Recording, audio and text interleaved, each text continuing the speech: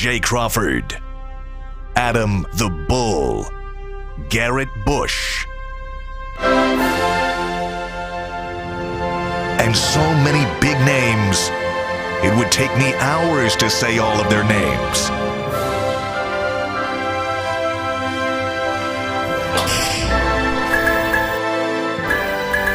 The ultimate Cleveland sports show. Booyah! Hey! Kool-Aid! Don't spill it, Jay. Jay, don't spill it. Have Kool-Aid. I'm moving my phone. It matches your shirt. Of course it does, man. Of course it does, man. The triumphant return. You feel better? I feel great, especially the Browns got that dub. The Browns got that dub. I'm ready to get into it.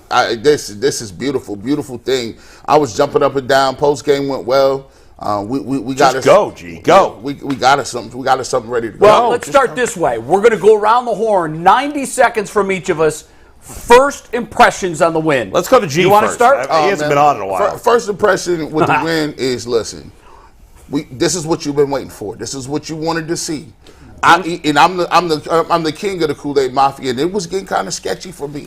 I'm like, come on, Deshaun Watson. I had to get on my knees and pray a little bit. You're supposed to pray for your people.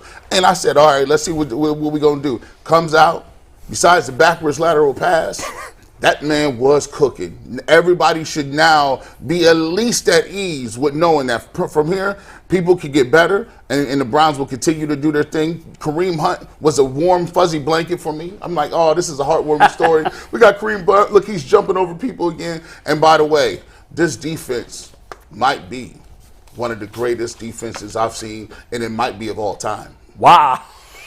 We've put up a poll already that's 3 games in. 85 Bears against the 23 Browns. 85 Bears guarantee the 23 Browns wins. Oh, 1,000%. In this fan base? Yeah. 75-25. Yeah. We'll read those results later. Jason, here's the 90 seconds. I don't need 90 seconds. Here's the best part about the way the defense is playing. Myles Garrett is happy and he's engaged.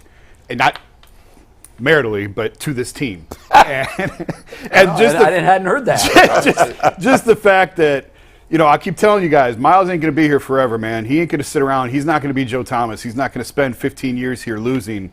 They have to put it together. They have to win. And to see Myles, we saw him at the basketball crossover a couple weeks ago. We saw him just absolutely screwing with the Titans yesterday. That's all it was. I told him after the game, I said, you're just messing with them, aren't you? He goes, yeah, I just want to mess with them. And we'll get into a little bit more of that later on.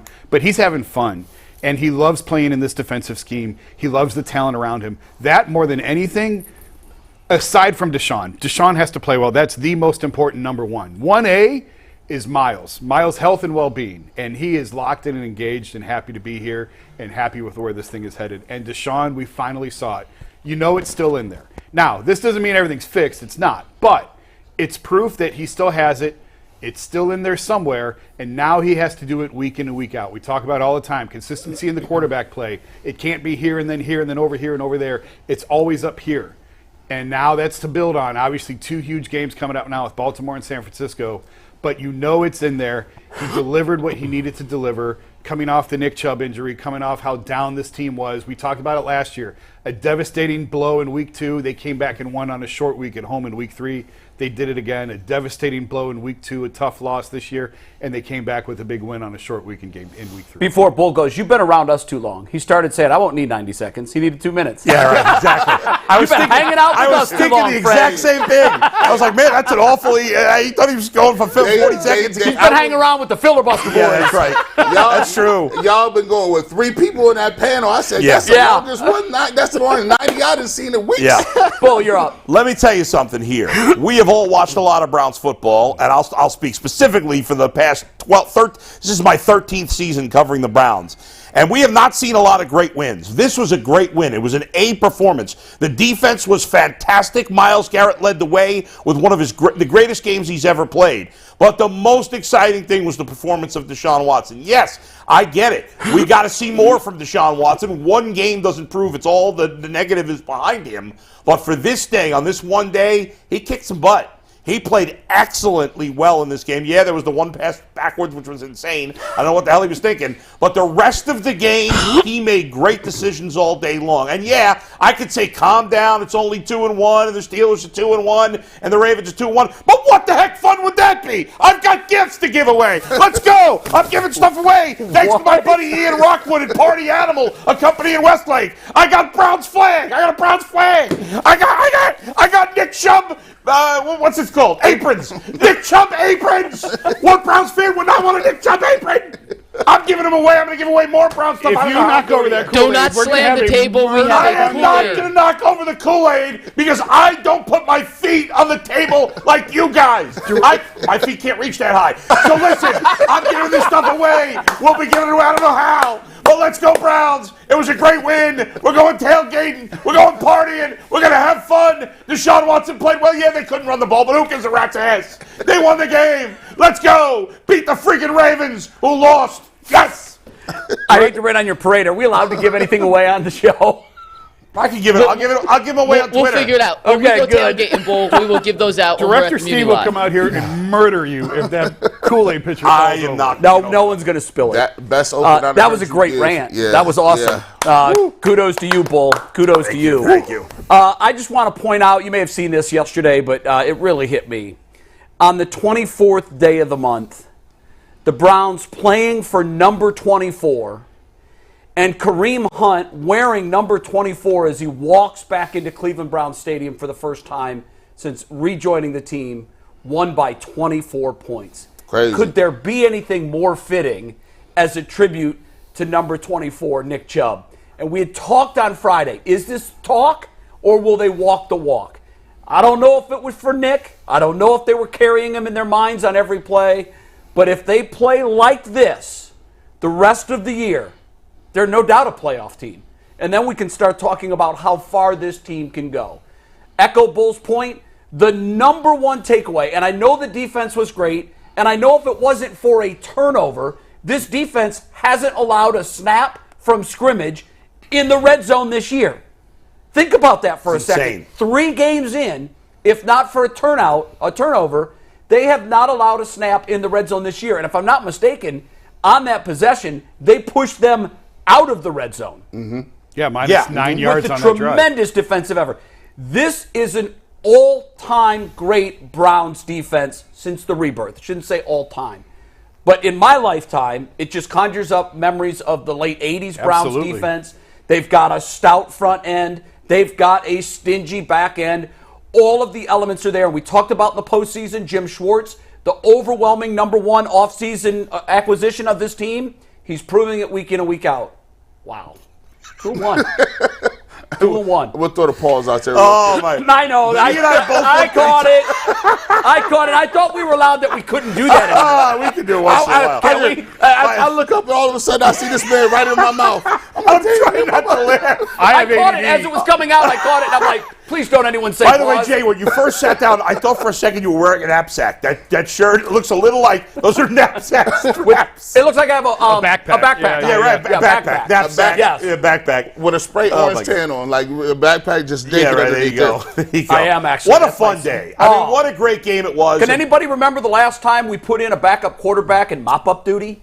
Oh, my. When the hell did that happen? Well, when they've been losing by a lot, yes. No, I mean just clearly on a in control. win? Guys, this was a backwards weekend. We had to sweat out the Buckeyes win, and we watched the Browns like we usually watch Ohio State on Saturdays. Yeah. I didn't know what to do with myself. Well, I meant to look this up. When's the last time the Browns won back-to-back home games by 3 touchdowns? Like, I don't know. Goodness, that's a great question. Like, I don't know. They I don't either. Yeah, who knows? Not in this lifetime. Not in this.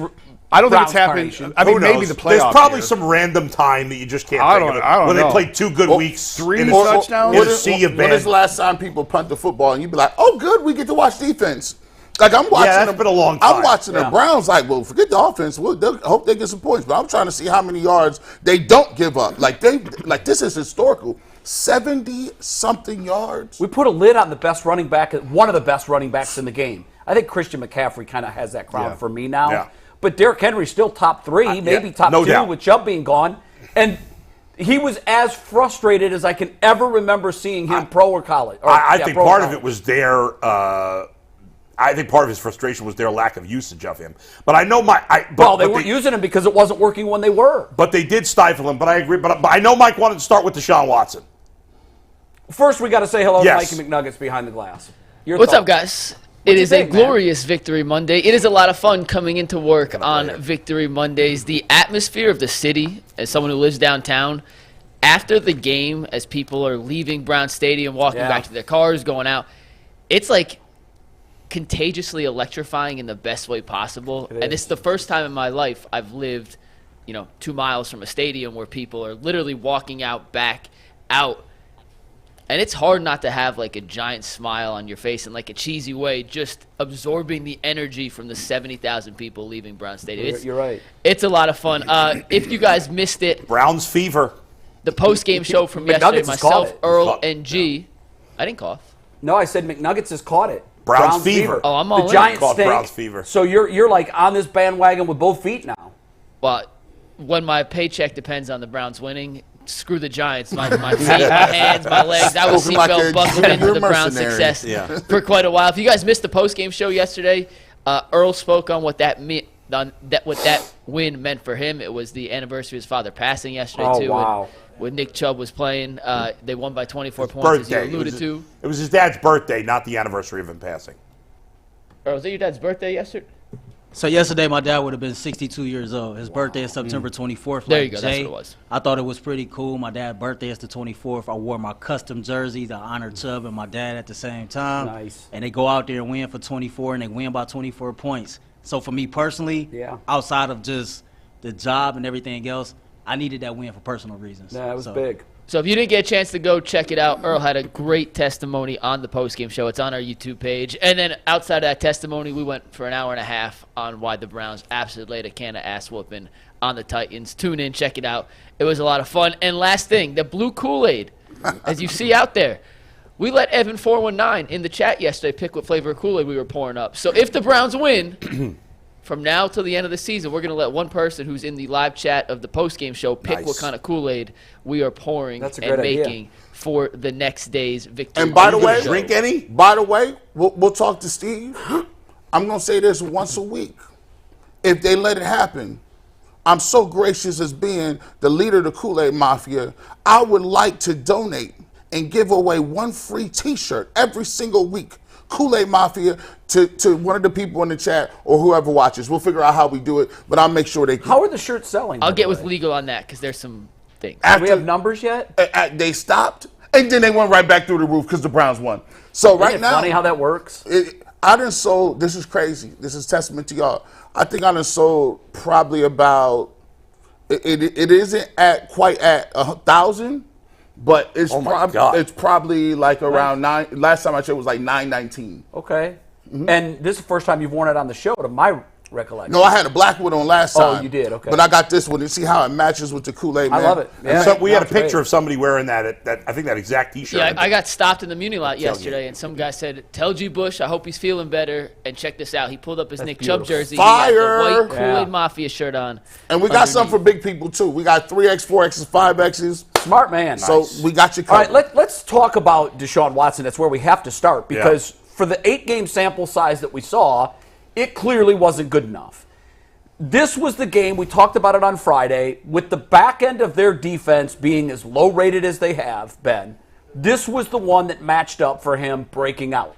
And that's exactly what he did. Guys, I know he missed on 6 passes, but honestly, 4 of those, by my memory, were throwaways. He was being rushed. 1 was a drop early on a 3rd down play. We dropped the pass, Right. maybe a little too hard thrown, but it hit the man right. It hit, and I think only 1 was a true misfire. On the sideline, yep. And when you rack that up, I don't care how bad this Titans defense is.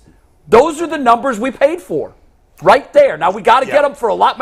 We need 8 of those and 1 clunker moving forward. Yeah, anybody could play that way once in a while. But that's got to be the norm. And if that is the norm, Lot of with wins. this defense Yeah. and with this kicker, They'll win the division. They'll win the division. They will win the division if all of those things play out. 100%. In terms of Watson, I mean, he was fantastic. Again, we talked about the one play where his brain dropped out of his head. I don't know what he was doing. They were very lucky not to turn it over there. But that was it. I mean, that's literally the only play I can say anything negative about. Was he feeling himself? You know how sometimes when a quarterback's just making everything work, that was kind of early. It was early before he really. But he was. I mean, he was on target. It felt like with every throw he made. He was on time. He was decisive in his decision making. And guys got open. That helps too, right? I mean, that last touchdown on Amari Cooper, he gets wide open. And we know that, and we'll talk about it later. I don't want to get us bogged down, but that controversial call, which was a terrible call. Otherwise, he would have had more yardage, and Cooper would have had more yardage. He would have been over 300 if that was. But he had. I mean, what can you say? For the first time for me, I know some others had lost some faith in him already. Last week was the first time I started losing my faith meter in Watson. It started to drop. And now, again, he's got to do it for more than one game. But my faith meter went right back up because I saw the guy that I saw in Houston. And we saw it once. Now we got to see it for most of the games the rest of the year. That's right. 8 good ones, 1 clunker. That's what everybody's got to have a bad game once in a while. Everybody's got to have a good game once in a while. The good quarterbacks have a majority of good games. That's what we got to see, and we got it through the roof yesterday with Watson. It was excellent. The advanced metrics, he was even better than you think. And I wrote about this after the game. There's all these new age stats, right? And some of them mean more than others, and some of them no one has any idea what they mean. CPOE is completion percentage over expected. And it's basically, if this is the standard, this is what you're expected to do, how much better or worse are you? And it's hard to do it off one game. Like, it's one of those stats that's better over a longer sample size. But Deshaun had the highest CPOE of the year yesterday at 19.2. So he's 19% higher than he should have been. And that's based on... Are you saying highest for him or the highest for any quarterback? Highest in the league. That's what we need to see. Tua... That puts him in an elite category. Tua yesterday, when they hung 70 on Denver, Tua was 16.5.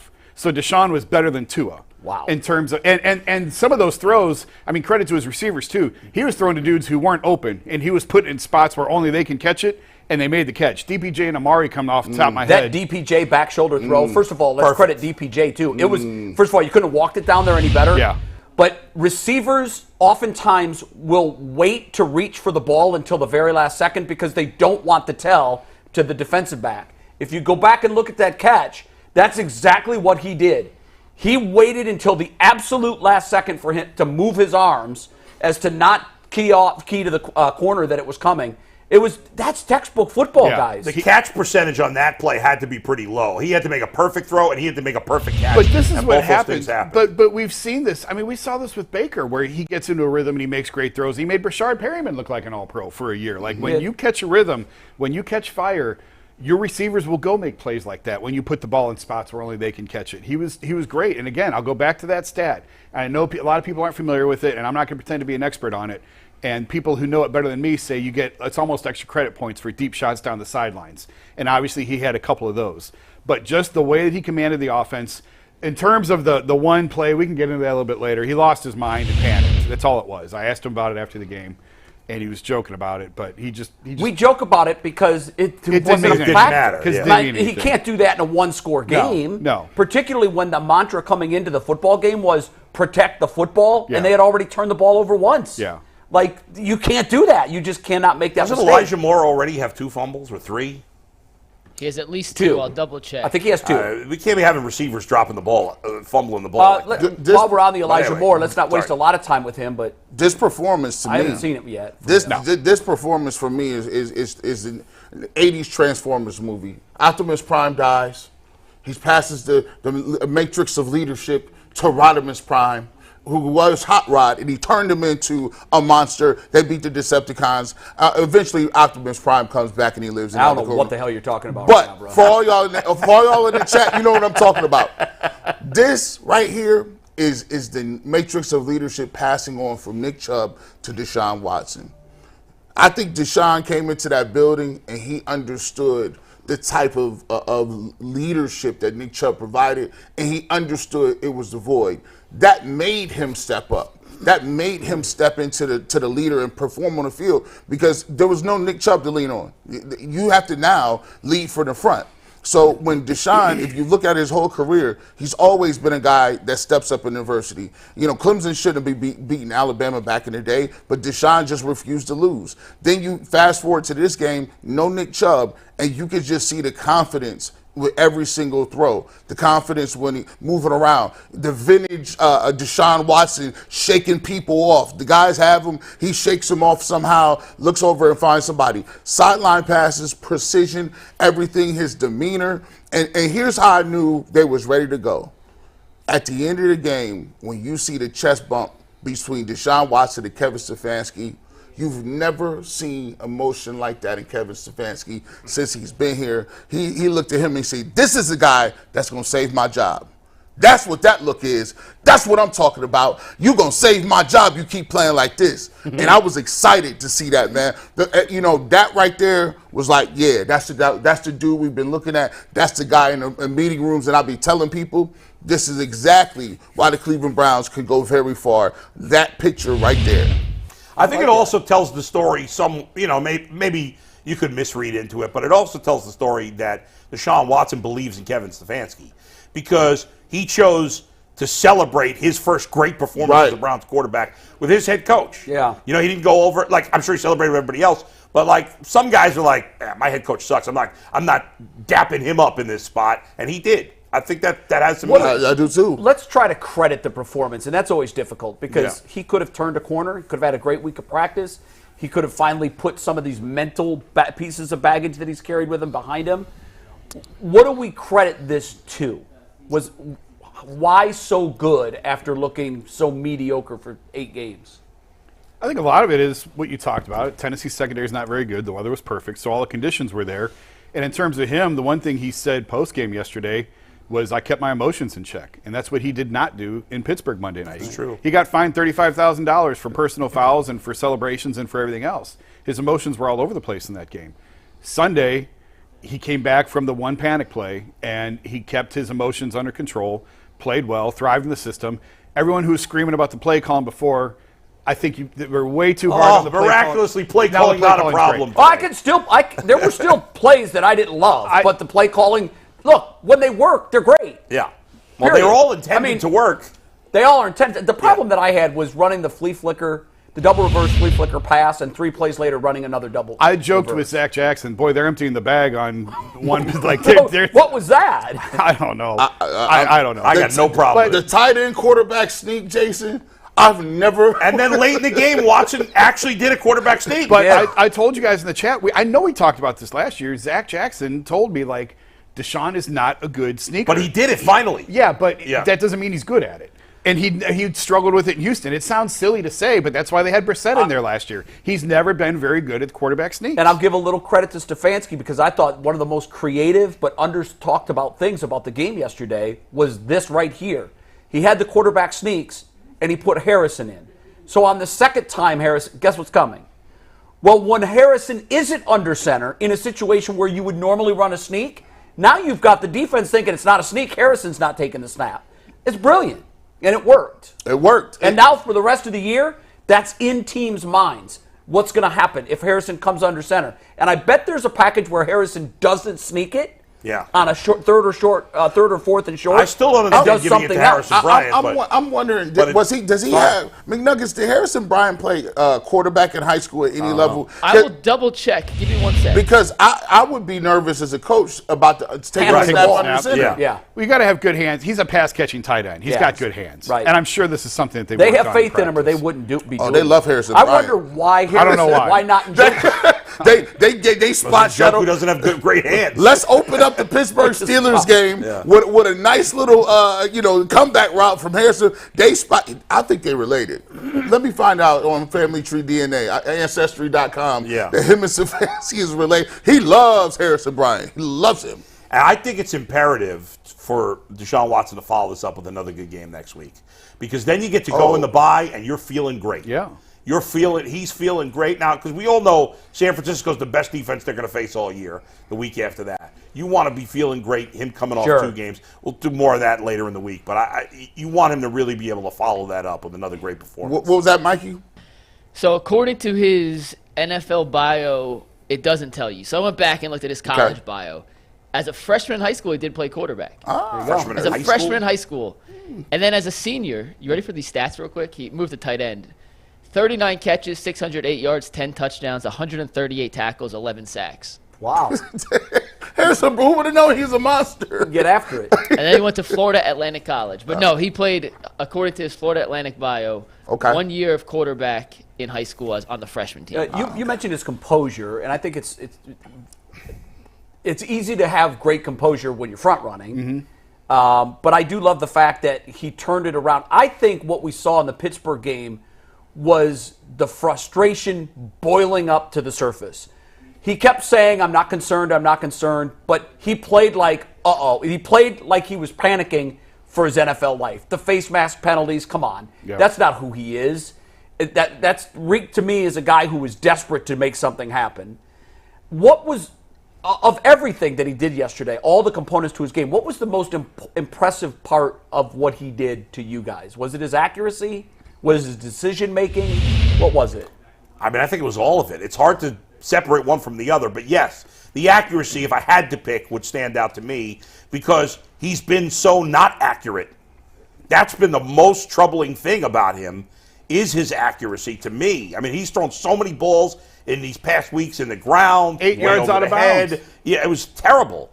And yesterday, I can't remember a single throw where I said, that's not a good throw. I mean, there may have been one or two, but I can't remember any. He was 82%-ish, I think, right? Second best of his career. Second best of his career. And again, if you go back to the number I gave you, the CPOE, he should have been around 63%, which isn't terrible. But it's certainly not elite like 82%. And so that just for me to answer your question, I think it's the accuracy. I think it was Stefanski and the play calling. Last week we had I had a blog on the barbershop on UCSS. Y'all can check it out. I said the key to unlocking Deshaun Watson is the Baker Mayfield playbook. People lost it. They went crazy. What is G. Bush talking about? He lost his mind.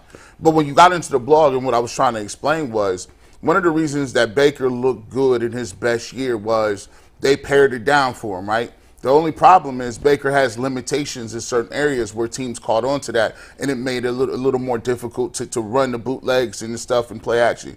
But Deshaun Watson has upgraded in accuracy, upgraded arm strength, upgraded mobility, size. So the things that Baker Mayfield did in his playbook that were shortcomings, Deshaun Watson elevated those type things. So when you look at it, I felt like when you watch Deshaun Watson, why not give him some of the easier throws to start cooking? Give him some of the deep outs or comeback routes that Mari Cooper does well. Run the ball, multiple formations, and pare it down. So now you give your offensive line chance to actually run block, mix it up front, and not be sitting back there in 5-7 step drops. I think half his problem was when you get a $230 million quarterback, you naturally in your mind, you want to see 230 million plays. So you want to see deep outs, verticals, touchdowns, deep balls everywhere. But that's not necessarily what it's going to be best conducive for him to get it on the roll. You see when he gets in rhythm, you throw the ball, dink, hit guys underneath, and what happens is now that helps your receivers, that helps the offensive line and pass blocking, and now all of a sudden Deshaun Watson has confidence moving forward, and you could always add stuff to the playbook. I think they pared it down a little bit. Isn't it funny that he had by far his best game without Nick Chubb? Well, that's where I was going to go. And I kind of touched on this in the column I wrote last night, and not to steal a topic Mikey might want to use later in the week, but I don't think we know what this offense really is going to look like in a post-Nick Chubb world. I was asking guys on the offense yesterday, do you know what this looks like? And I got a lot of, I don't know. I guess we're going to find out because the running game wasn't great yesterday, which is fine. It didn't need to be. It was actually bad. Yeah. And so they compensated for it, I think, a little bit what G was saying. A lot of quick outs, a lot of quick hits, get guys in space. The Elijah Moore thing, they're trying to crowbar him into this playmaker. Yeah, it's not working. I haven't seen it yet. Not yet. They've tried to line him up in the backfield. It's not there. The end arounds that they're running with Elijah Moore, just give it to Goodwin. Like, that was a Schwartz play last year. He can't catch it down the field, so just pitch it to him and give it to him in space. Sure. Do that with Marquise Goodwin. But they're trying this with Elijah Moore, and I'll give it a few more weeks. We'll see, but it hasn't clicked yet. It's still early. But I just don't know, because the greatness, I was talking to Zach about this yesterday, the greatness of Nick Chubb is on 1st and 10, it's what should be a 2-yard gain. He makes it a 4-yard gain. Yep. If he's hitting the backfield, what should be a TFL, he gets 3 out of it. So it's not Absolutely. 2nd and 12, it's 2nd and 9. And he'll give you the occasional what could be a 4-yard run to the house. Yes. Yeah. He Yeah. reverses field as now, well as anyone. Ford can give you that. He can. Ford's going to hit home runs, but he's not the guy who's going to run between the tackles and give you tough yards that you didn't see coming. Yeah, I agree. That part's gone. So how do you adjust to that now? And how does this offense compensate for it? I don't think we really know the answer to it yet. Yesterday, But it's they just something seemed to keep do an it eye on. By committee. Yeah. Strong got some carries. Hunt got some carries. I think the ultimate answer to this question for me, anyhow, is like you. There were a lot of things. The play calling absolutely was better geared towards Deshaun's strengths and to what they had as their weakness. We don't have a running game, so we've got to do this. So I thought Stefanski on the fly rolled the absolute perfect game plan out for this game. But I'm not going to sell Deshaun Watson short. I don't care what the game plan was. It was his accuracy. Yeah.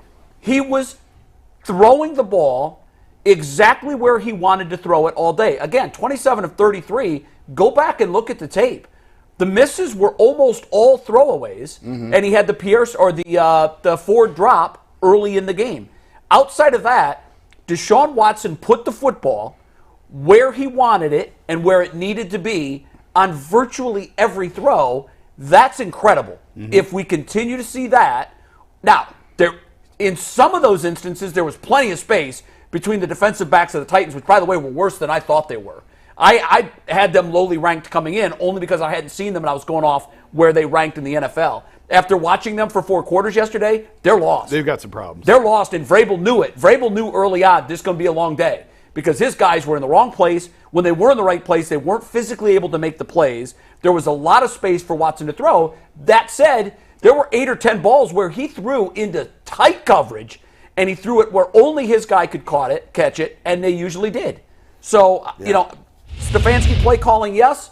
Conditions were great, but I give the vast majority of this credit to Deshaun Watson's accuracy on the field yesterday. Mike, one last thing real quick. I wonder if there, on the Nick Chubb thing, I wonder if there is some, not obviously you're not happy that Nick Chubb's not there, but some sense of relief that he's like, I don't need to rely on the running game. I can't. Yeah. So there's maybe a freedom knowing they're going to throw the ball more, that he doesn't have to worry about every pass because he knows he's going to get more opportunities Maybe. than in a game with Nick Chubb. It kind of reminds me of, and we couldn't answer it, but it kind of reminds me of when Odell Beckham Jr. would go out for the Browns and Baker would look like an all-pro. The Ewing theory, the Bill Simmons Ewing theory. Yeah, I mean, the star takes up a lot of oxygen in the room.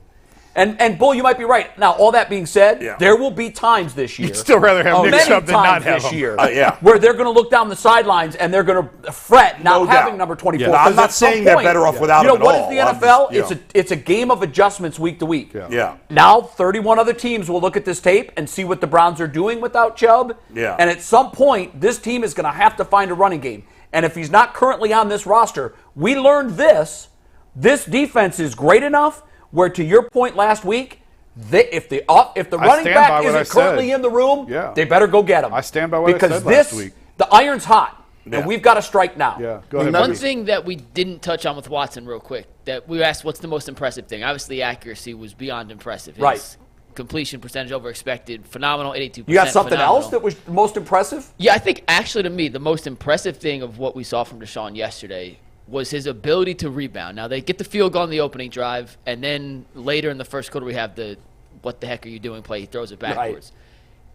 He followed that up immediately with his best throw to date of the season. It was a pass interference call down the left sideline to Amari Cooper. Yeah. He gets hit.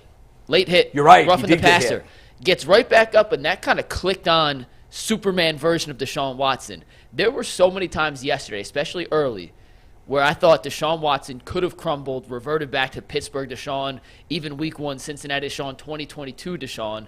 That never happened. Right. Anytime he got hit, made a bad throw, whatever the case was, he came back the very next you're play. saying mental toughness. I thought the might mental have been. toughness he displayed yesterday, to me, was even more impressive than his 82% completion percentage, his accuracy, which is, as Jason alluded to, it's been the most accurate game any quarterback's had this entire season. And I thought that was second most impressive behind how mentally tough he was yesterday. All right. I'll buy that because... Yeah, but there's nothing not to like about his game yesterday. No, there really isn't. Now, here's what I desperately want to see, and we need to see it. We need to see Browns down 17-14, Yeah, the comeback. fourth quarter. Maybe we see it against the Ravens, and he takes the team 80 yards on a 5-minute methodical drive where he's making all the right throws and all the right decisions. His accuracy is on point, and they score the game-winning touchdown. That's what we haven't seen yet from him that we need to see. But outside of that, yeah, because they were never behind. I watched the game. It never felt like a game to me. I'll tell you when I felt like Tennessee missing the points before half. I was just going to say that I think that was a game turner. That's the end of the game. That could be 13-10, right well, there. take the field goal. It's Take the 13-6. It's a one-possession game, and you get the ball to start the second half. For them to go for it, I thought Vrabel lost his mind. To even go for it, and then to not double Myles, to leave Myles one-on-one with an overmatched left tackle. Even Myles was surprised. Yeah. I think even if they got a field goal there, they would no way they would win in that game. Well, and I think Vrabel felt like we need 6, not 3. I don't care if we lose by 3 or 20. We're still going to lose. We need 6. But take the points, have some momentum going into the half, and get the ball started the second half. Even if they did get it, even if he made that decision, I still don't think there's any way they would win that game. I think the defense. I think they would. I think one of the reasons Deshaun also gets a little bump in a bonus is because the defense is coming to him like, listen, hey, we got you. Go play free. Go play free. Look, we're not giving up no points anyway. So think about the level of confidence that you have when you know you got a defense that can shut people out. Now you can play within yourself, right? Now you can say, okay, well, we don't worry about it much because they're not going to get no points. Those Titans team offensive stats looks like when a great high school football team plays like the 0-10 team. Yeah. Or the stats Ohio at State the end against of a the quarter. MAC. It's Ohio State against the MAC. That guys, is that for the game? That's for the game. That's the game. That's for the game. Oh hell yeah. This defense, I can't remember who sent it. I think it was Titus actually sent a stat this morning that was pretty astounding to me, and I hadn't seen. And again, we do have to stress that this is just a 3-point sample size or a 3-game sample size, so we don't know for sure. But what Tyvus sent this morning, I'm pretty sure you guys saw it, and I hope I can find it. Jay, I got a bunch of stats. You do a read. I'll look for the one that I read this morning that was just nuts. Perfect. And I have a bunch of advanced stats about the Browns defense, which has been tremendous. But before we do that, later this week on Wednesday, we'll have our next edition of Behind the Glass. Myself, Earl, Anthony breaking down anything that's left on the bone from the Browns' dominant win over the Titans. Looking ahead to this weekend's first-place matchup between the Browns and the Ravens. That is Behind the Glass Wednesday night, coming to a YouTube screen or TV screen near you soon. Jay, while you're looking up that stat. I found it. You go ahead and do what the business you have to do if you need to get it in now. Well, which stat do you want? Because I have about 7 tweets that highlight the absolute dominance of this Browns defense. Well, this is the one that I saw, and I thought it was Tyvus. Maybe I just saw this when I was scrolling early this morning. The Browns have allowed an NFL low 3.2 yards per play this season. Just let that sink in. Best by any NFL defense through 3 games this century, which obviously goes back to 2020. Yeah. The per-play dominance has helped Cleveland force 3 and outs on 61.5% of opposing drives. Also best by any defense through 3 games since 2000. Yeah, it's amazing. If this continues, it's hard to believe it's going to continue at that level. When do we play Miami? We don't have them this year? No. I thought we had them on our schedule this year. I was almost hoping we would. I know. Because I want to see it. Maybe we'll see them in the playoffs. I want to see it. I'm with you. I want to see that. I was kind of scrolling through. We don't have the schedule post, right? Because I was looking last night. It was like, okay, Baltimore, like Lamar looked good. But that won't be the test. No, and San Francisco, Purdy, okay. Better than what they've seen so far. Better than Tannehill, certainly. Right. Here we go. But like, where's the game where it's the offensive juggernaut that you look at and say, that's the one? It's not on that slate. The 49ers are a good offense. They're good, but not elite. Rams will be interesting. See what they are in week 3 or week 13. Elite. But I still don't see it. This could be a really dominant number-wise. It could be. Defense. We could be talking.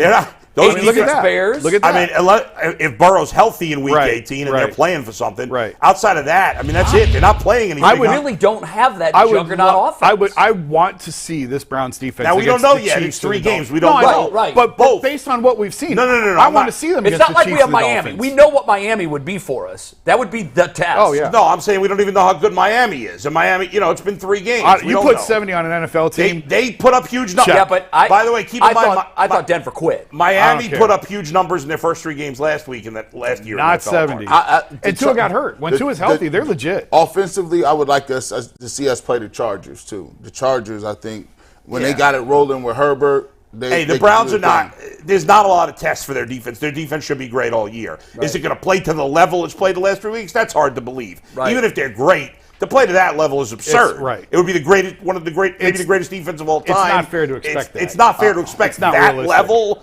But I'm expecting the defense to be very, very good. This the rest slate of the here season. is telling. I had this on my list of things to talk about today. The only thing missing from this defense, because I've killed Myles Garrett turnovers. because he's not making plays in big spots. Yeah. Forget about that. He did it yesterday. His sacks yesterday were all in big moments. They weren't mop-up sacks. They were huge. But that takeaway number right there is not indicative. Some of that's luck. It is. A lot of Some it's of it's luck. luck. But you also have to force your own luck.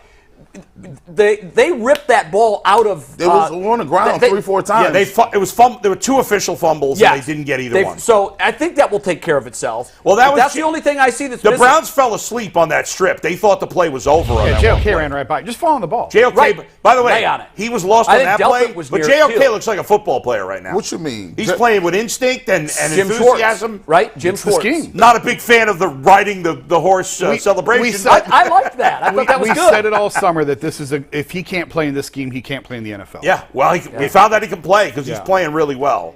Do we credit to Quell at all? I'll give him credit for it. Shout out to Quell. Both Anthony Walker, I called him just a guy. He was a Jag. I had to apologize. Anthony Walker is playing like he never was injured. And then just even Grant Delpit. Grant Delpit looked like I don't know. I'm not gonna call him Ed Reed or nothing, but this dude is he's not missing tackles. Playing the best football of his career. So far. I mean, you know what? There was one interesting thing that I wanted to bring up today, and as it pertains to the defense, because it hit me when I was watching them stone Derrick Henry run after run.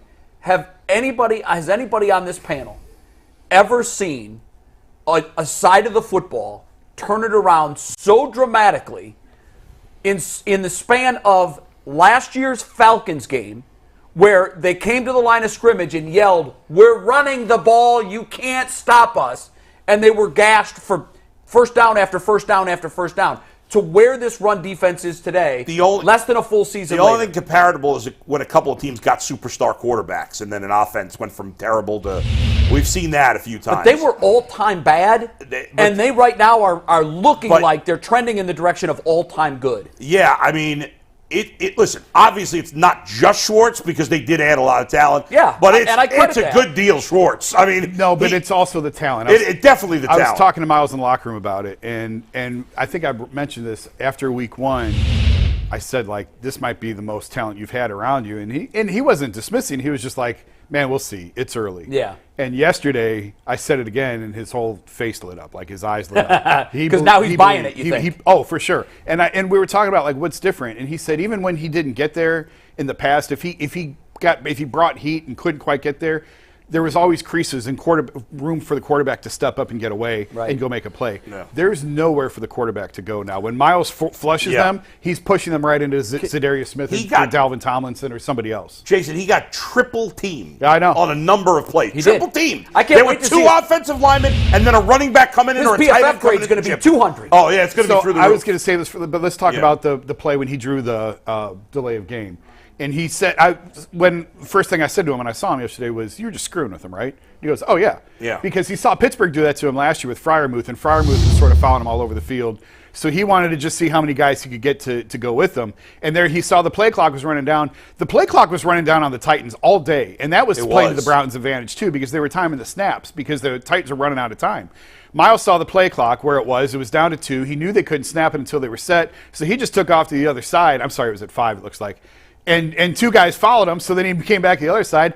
They can't snap the ball until they're set, so he's just going to keep moving back and forth. It was chess. Yeah. It was chess. And think about this, guys. For the past, let's just say 2 decades, the Browns have arguably been the worst tackling, softest defense in football for most of the last 2 decades. Is that fair to say? Yes. I guess if you want to make the sample size that large. Yeah, the numbers are what they are. They've been terrible. soft. They never tackle. This year, I mean, how many tackles have they missed? They didn't miss any yesterday. Everybody gets hit, they go down. Did you hear, I don't know if you watched the whole game last night, at the end of the broadcast, Collinsworth and Tirico were talking about Kenny Pickett, and they said Kenny had told them how sore and beat up he was coming off that Browns game. They called that the most physical. Collinsworth said that's the most physical game I've seen in a long time. Yeah, and for both sides. And by the way, we need to point this out. Thankfully, no injuries, unless I missed anything. I don't think so. No I didn't see anyone limping to the and X-rays after or anything losing afterwards. 2 critical players for the season in weeks 1 and 2, that was big. I want to make a G. Bush analogy on the Browns defense. Last year, they were using generic flour. They were using flank steak. They were using road salt instead of table salt. And I was preparing the meal, okay? I don't cook. This year, they brought in high-grade Kobe beef. They brought in the best chef in the land.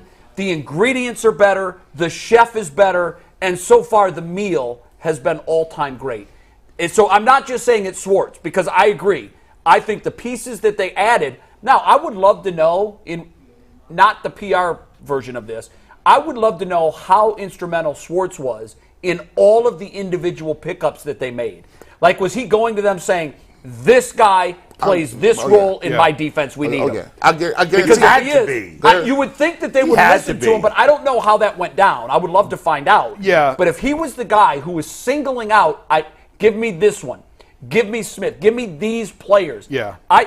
I give him even more credit than I'm already giving him right now. If he had a voice, certainly, in the personnel decisions. And I guess that's what I would say. If Jim Schwartz was the coordinator of this defense last year, and he had Tommy Togiai in the middle, and who was the other? Taven Bryant. They would have been better. But it would not look like this. Yeah, No, it wouldn't look like this. It would It would have been better than it was, but it wouldn't have been this good. But to that point, Denzel Ward looks like Denzel Ward again. Yeah. Grant Delpit has raised his level of Big play. time. That is Newsome in a smaller, I mean, I know Yeah, he he was didn't hurt, play but yesterday. Newsome has made plays Well, where JOK looks like a NFL JOK player. looks like a this football is player. a testament to management and being a great manager of personalities. A lot of times, coaches come in and it's my way or the highway, or hey, act like you've been here before, or we need to be doing it this way. This is my system. The crazy thing about Schwartz is he came in and he showed you what somebody who's thinking outside the box and does not have an ego can do. He says, you know what? Let me show you something, Joe Woods. You had the best defensive player in the league on your team, and you made him line up just right there the whole time. Yeah. Let me show you where I could be innovative. Now, and this is in 3 weeks. He went viral for the crossover in the middle of the line. He goes viral again and says, you know what, let me just go in motion. Yeah. I'm going to go in motion and see how many people is doubling me. That is a testament to somebody who is thinking outside the box. And the reason guys is playing so hard for him is because they got the freedom. They're telling him, hey, Denzel, you're one of the best cover corners. Go do it. How about the play where they had Myles and Zadarius Smith both on the right side? Brilliant. They highlighted that. Love By it. the way, how about this stat? I don't know. I tweeted this yesterday. I don't know if you guys saw it. I sent it to you guys, but who knows? Myles Garrett had more sacks yesterday. Think about this. Myles Garrett had more sacks in 60 minutes against the Titans than every Browns player had for the entire season last year, except for Myles Garrett. That's Stunning. crazy. Not only that, if you add up the sacks of everyone else yesterday, it almost, because I think 3.5 was the number 2 sack leader last year. 3 even. Okay, then everybody else yesterday combined, not Myles Garrett, had 3 sacks. So it's not just Myles that's eating. Everybody's eating. And we talked about this when Schwartz came on. One of the things he loves to do is come at you in waves. Fresh legs. How many plays did Wright make yesterday? And look good. Alex Wright looked good. And that's going to be critical when you get into those, where every blade of grass is defended on the field. And you're in that 15-14 playoff game and you need fresh legs, you can count on a guy like Wright coming in and standing up and making a big play. Depth is critical when you get to the playoffs. We can go on and on about the defense all we want. Obviously, they've been great. You find out how great you are. You don't win championships in September. We'll find out how great the Browns defense is when it really matters. Yeah. Thanksgiving to New Year's Eve, right? That's when we really and then into the playoffs. But so far, you can't ask for any more. You outside of not getting turnovers. What's crazy is the Browns are 2-1. Could easily have been 3-0. Should be 3-0. Despite the fact that they've lost the turnover battle in every game. And by the way, in the second game, even if they had not turned it over, that last turnover when Watson fumbled and the Steelers scored the game-winning touchdown, they would have still lost the turnover battle even if they had won that game. Yeah. Even if that fumble hadn't happened, which is crazy. That's the only thing you got to that's the biggest issue right now, is the turnover differential. Got to clean it up. You got to start forcing them on defense, and you got to take care of it on offense. But Watson did yesterday. That was good. I have some numbers for you guys on this Browns defense. I did a deep dive into the analytics realm of Twitter and found a couple stats that blew my mind, and then I have a question for you guys after. We're going to run through a couple tag boards real quick. Anthony, pull it up. Are we taking it full? Are we taking it full? We're going to take tag board full. Steve, do me the honors. This is according to PFF. The Cleveland Browns have allowed negative 36 rush yards before contact this season. That's remarkable. That's in 3 games. Negative 36 yards rushing before contact. The league average for the other 31 teams is 94.22. That means there's a differential here of give or take 130 yards between the Browns and the league average. I would love to know what the second best team is. I bet the second best team. Yeah, what is the second best? It's got to be positive. It's probably something positive. I will do some research. I bet you Tennessee. That's absurd. I'm telling you, these are the best stats I could find. These are the types of numbers that aren't flukes. Like, I know it's only 3 games, but to be that good, that's not human. That's like, again, hanging 70 on an NFL team. I don't care if they quit or not. You don't put 70 on an NFL team. That's what you do to 1AA teams, and you don't hold teams to those types of rushing numbers in the NFL. Yeah, that's 1AA type. Yeah, now listen, we were and you did it against Derrick Henry, who's one of the best backs in the league. Yeah. Joe Mixon, who's a good back. I know you don't think he's good, but I think he's a good back. Pittsburgh's, though. Najee Harris is a bum. Najee Harris not that good, but Najee Harris and Jalen Warren had a decent game last night. It's one thing to be good and to play sound defense against this is mediocre another running level backs. right now. We're talking about numbers that don't. And again, that's not going to hold all year. Right. But to be able to do that against NFL teams and NFL running backs, it doesn't matter if they're not elite. These are not numbers that you see. Especially nowadays, right? Like we joked about the '85 Bears before, or the Giants teams in the past, or those Ravens teams 20 years ago. Right? Nobody plays defense like this anymore. No. There's no elite defenses. So if the Browns can play, I'm not even going to say this level because this level is ridiculous. Yeah. If they could play anywhere close to this level the rest of the season, it could end up being one of the best defenses we've seen. And they were awful last year. Awful. The deviation from the norm in the NFL is usually very tiny. Yeah. When you look at league averages, you don't really see drastic swings plus and minus off of that line league is because meant for it's parity. the average. Yeah. So the fact that I would love to know this.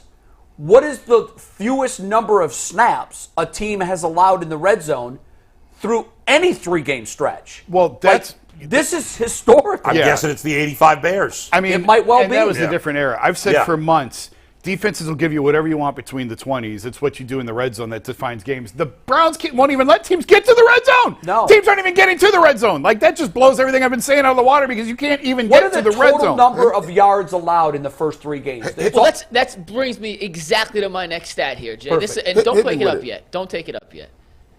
Jason said last week that he doesn't really care about yards anymore. It's about what you do in the 20s. Right. So more than ever, in the NFL, teams are piling up yards at an unprecedented rate because they're allowing teams to go up and down the field. So this is from Dan Murphy, who works with the Browns. He's one of the PR people for the Browns. The fewest Mike yards says that allowed. as if we don't know who Dan Murphy is. Well, the viewers don't know They don't know who that the hell he is. Yeah, the viewers don't. Nah, you said it as if we didn't know. Dan works for the Browns. He's very helpful to us. The fewest yards allowed after 3 games since 1970. The Buccaneers allowed 430 in 99. The Lions, 431 in 1970. And then the Browns this season, 491.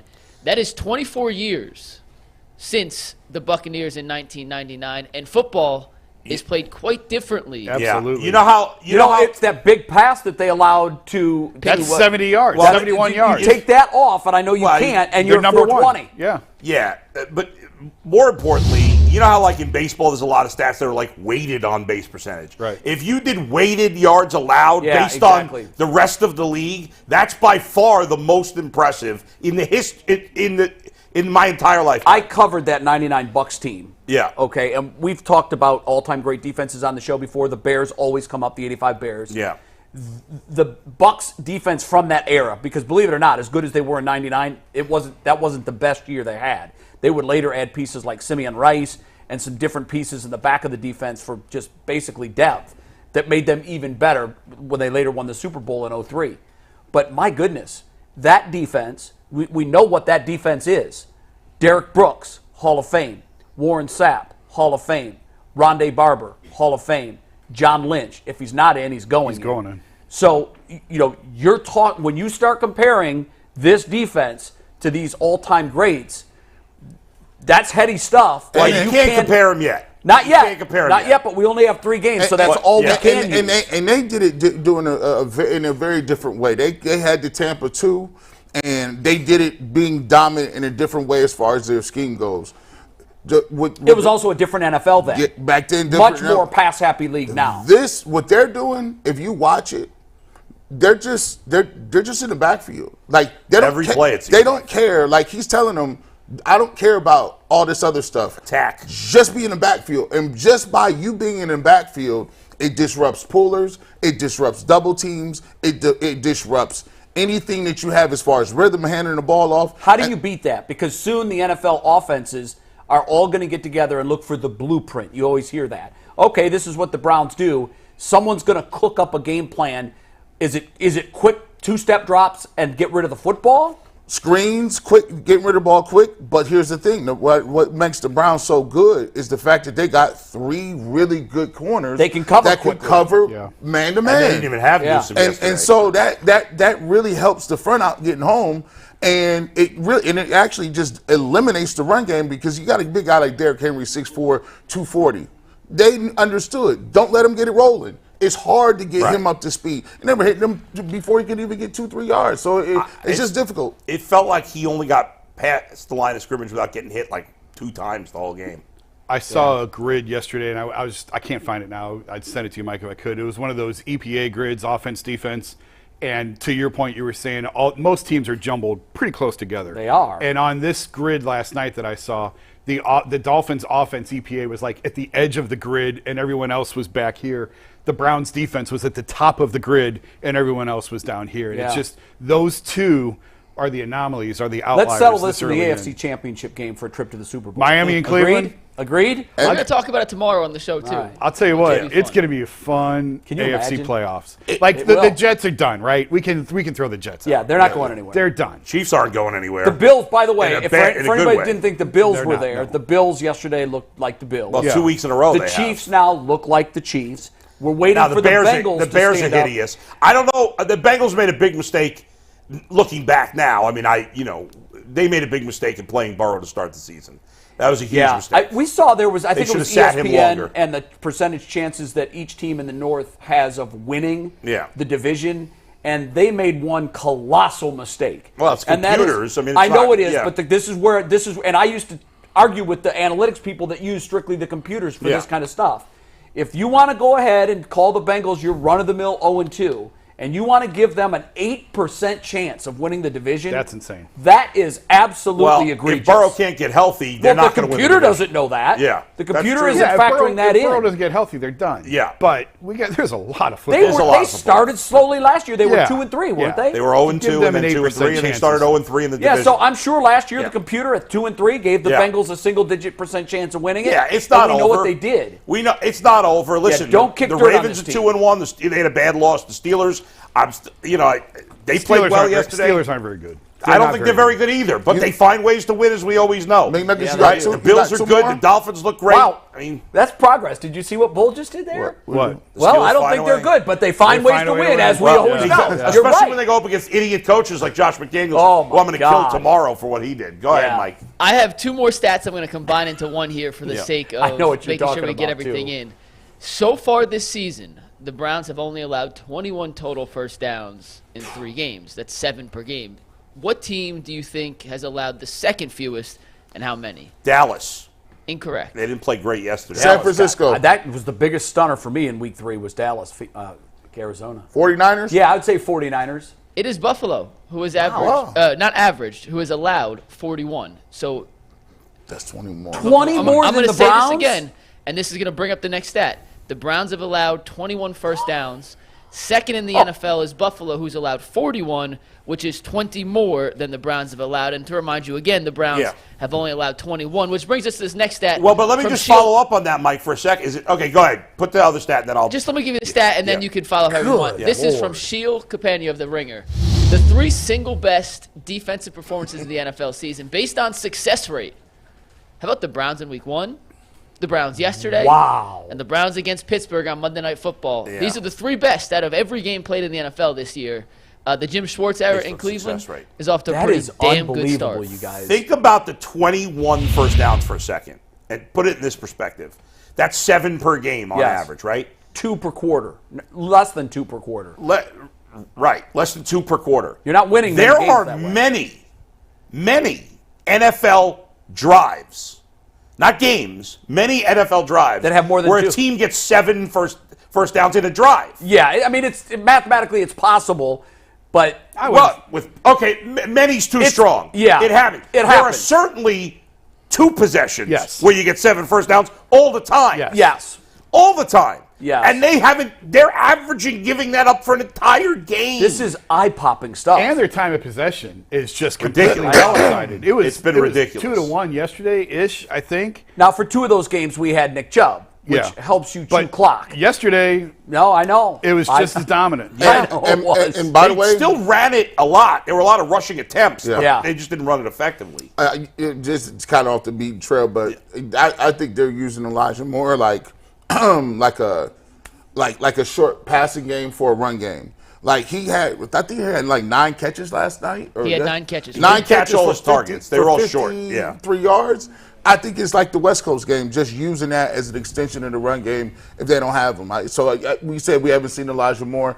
I think his role may evolve into that. I know. I think we have seen him, but I expected big play Elijah Moore. Yeah, I didn't expect dink and dunk Elijah Moore, and that's what we've got. By the way, getting back to the defense on the first down, it's going to be fascinating. We'll spend more time later in the week. It's going to be fascinating because the Browns have never beaten Lamar. They're 0-4 against them. It's going to be a good game. The Browns did win a game once when Lamar got hurt early in the game, but when Lamar's played the whole game against the Browns, he's 4-0 against them. So That's a great stat, Bull. Browns are 2.5-point favorites. I think yes, they opened out. By the way, they were a 1. I was looking ahead to the line before the game. The Browns were a 1.5 or 2-point dog.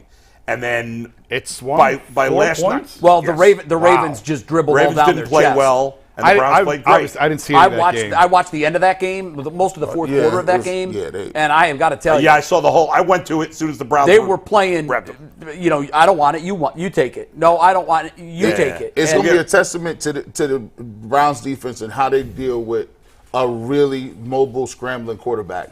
Does this work like against a guy that can? Yeah, because you can over pursue with an you haven't aggressive defense. You think about it. You had Joe Burrow who was coming off the hamstring, so he wasn't looking to run, and Pickett and Tannehill are statues. Yeah. So they haven't faced any kind of athletic quarterbacks to this point. So that's a very good point. I can tell you this, and we'll reveal more later in the week. But Lamar Jackson has only played a Jim Schwartz-led defense once in his career. And I'll tell you how that went later. I don't think it went well. well. That's what you call a tease in the business. And before we get to a PCC read and a poll question that I know we're all excited to hear the answers of, I've got to tell you who brings us the poll, and it is our dear friends at PCC Airfoils. If you're looking for a job with career advancement and great benefits, PCC Airfoils is a leading manufacturer in Northeast Ohio. All locations of PCC Airfoils in Eastlake, Menor, Wickliffe, and Minerva are hiring for all positions starting at $18 and up, plus full benefit packages, paid time off, and a signing bonus. You can apply online at precast.com/careers to learn more. We asked our YouTube community tab, what defense is better? The 2023 Cleveland Browns Here we go. or the 1985 Chicago Bears? Sure. I mean, before you answer it, Mike, think about the insanity. I get it. We know who's going to win. We Right. should try and guess the percentage. Yes, that's what we're doing. 70. You know what? No. Prisoner of the moment. I'm going to say 85. 60-40. They're going to say that I'm going to give them credit. 85-15. 85 Bears. I'm saying That's the yardstick. I'm saying 93% Browns. Now, what percentage of our fans weren't even born in 1985? So we can't. A lot. decent percentage. God, I feel lot. old suddenly. No, I know. It was almost 40 years ago. I'm saying, I feel old now. I'm remember saying that. 93%. G, what's your guess? remember Wait, that you're Super getting Bowl. 93% Browns? Yeah, yes. 87. I said 85. I'm going 60-40 Browns. You're giving them you're way giving too much fans credit. I am, but I'd like to think that they're smart enough to say it's 3 games. Yeah. But Before I tell you the results, I'm going to read a couple comments real Okay. quick. This one comes from Justin K. Link. What a dumb question. The 85 Bears did it for a whole season and won the Super Bowl. there we go. Andrew Bean says, different eras, it's hard to say, but this defense is really fun to watch. There you go. On cue production, it's too early to tell. Sly 0422s. Okay, let's not get out of hand. That defense won a Super Bowl. Okay. Really got motion says, imagine the 85 Bears trying to stop a RPO, though. Singletary's head be spinning in circles. And then this one kind of gives away the – I'm not going to read that one because it gives away the revolt. Result. Chris Antle says this is such the dumb, ridiculous question. They haven't accomplished anything yet. No kidding, Chris. That was the point. And the answer, 57% said the Cleveland Browns this year. 57 with the 1985 Wow. Look who's in tune with the chat now. Let's go. Mr. Anti-chat. You're Finally one got of them. one right. By the way, One of them. speaking of Jay, while you're on the roll, all right, get the camera on me here for a minute because we have to have something happen right now on this show that has never happened in the history of the show. Uh-oh. Everybody flip-flops once in a while, but I am predicting that Jay will pull off the never-before-done one-week double flip-flop. It's happening right now. 1 week ago today, Jay said Myles Garrett was better than T.J. Watt. 6 days ago today, Jay said T.J. Watt was better than Myles Garrett. Are you flipping back to Myles Garrett? No. Oh, Not come yet. on. Not yet. Come on. So I got a piece of that- it. I wish I would have printed it. Is that like the triple Indy? Yes. got- It's exactly I like got- a triple Indy. In fact, when I looked at the numbers, I realized that perhaps us saying that Myles was better all along might have been a little homerism. The numbers- analytics community would disagree. No, the numbers. If you were to The put analytics are numbers. the numbers, the stats of T.J. Watt next to Myles Garrett, and I put a cover over the name, it's T.J. Watt. Not if you look at the smart stats. What's the smart? The stat? analytics, all these Hey, stupid wait, things what- that I don't know what they're called. CPOE and DPOJ. By the way, really quick, DPJ, JOK. Yeah, all of those. They all say it. McNuggets. The numbers are really crazy, guys. 3,600 people in the chat today right now. I know. Big numbies. Big Let's numbers. go. That's not enough. Get us to 4,000. Basketball right now. Just take a moment. Yeah. Take a moment. Enjoy it. Hit the like button right now. Yeah. Can we collect it? Let's try to break the record for the most likes in one show. It's one of y'all. If you're in the stat, if you're how in many here, people are in the chat? it's 3,600. So if you're in here, Let's go. we should have 3,600. we should at least have 3,600 likes. G. Right? Bush, I got Find a the question like for button you and hit and it. you specifically only, as the king of the Kool-Aid, as the king of the blue raspberry. What has a more dominant hold on this city right now? The Cleveland Browns defense or UCSS on the media market in post-game shows and day let's after not go reaction crazy. shows? Cleveland Browns.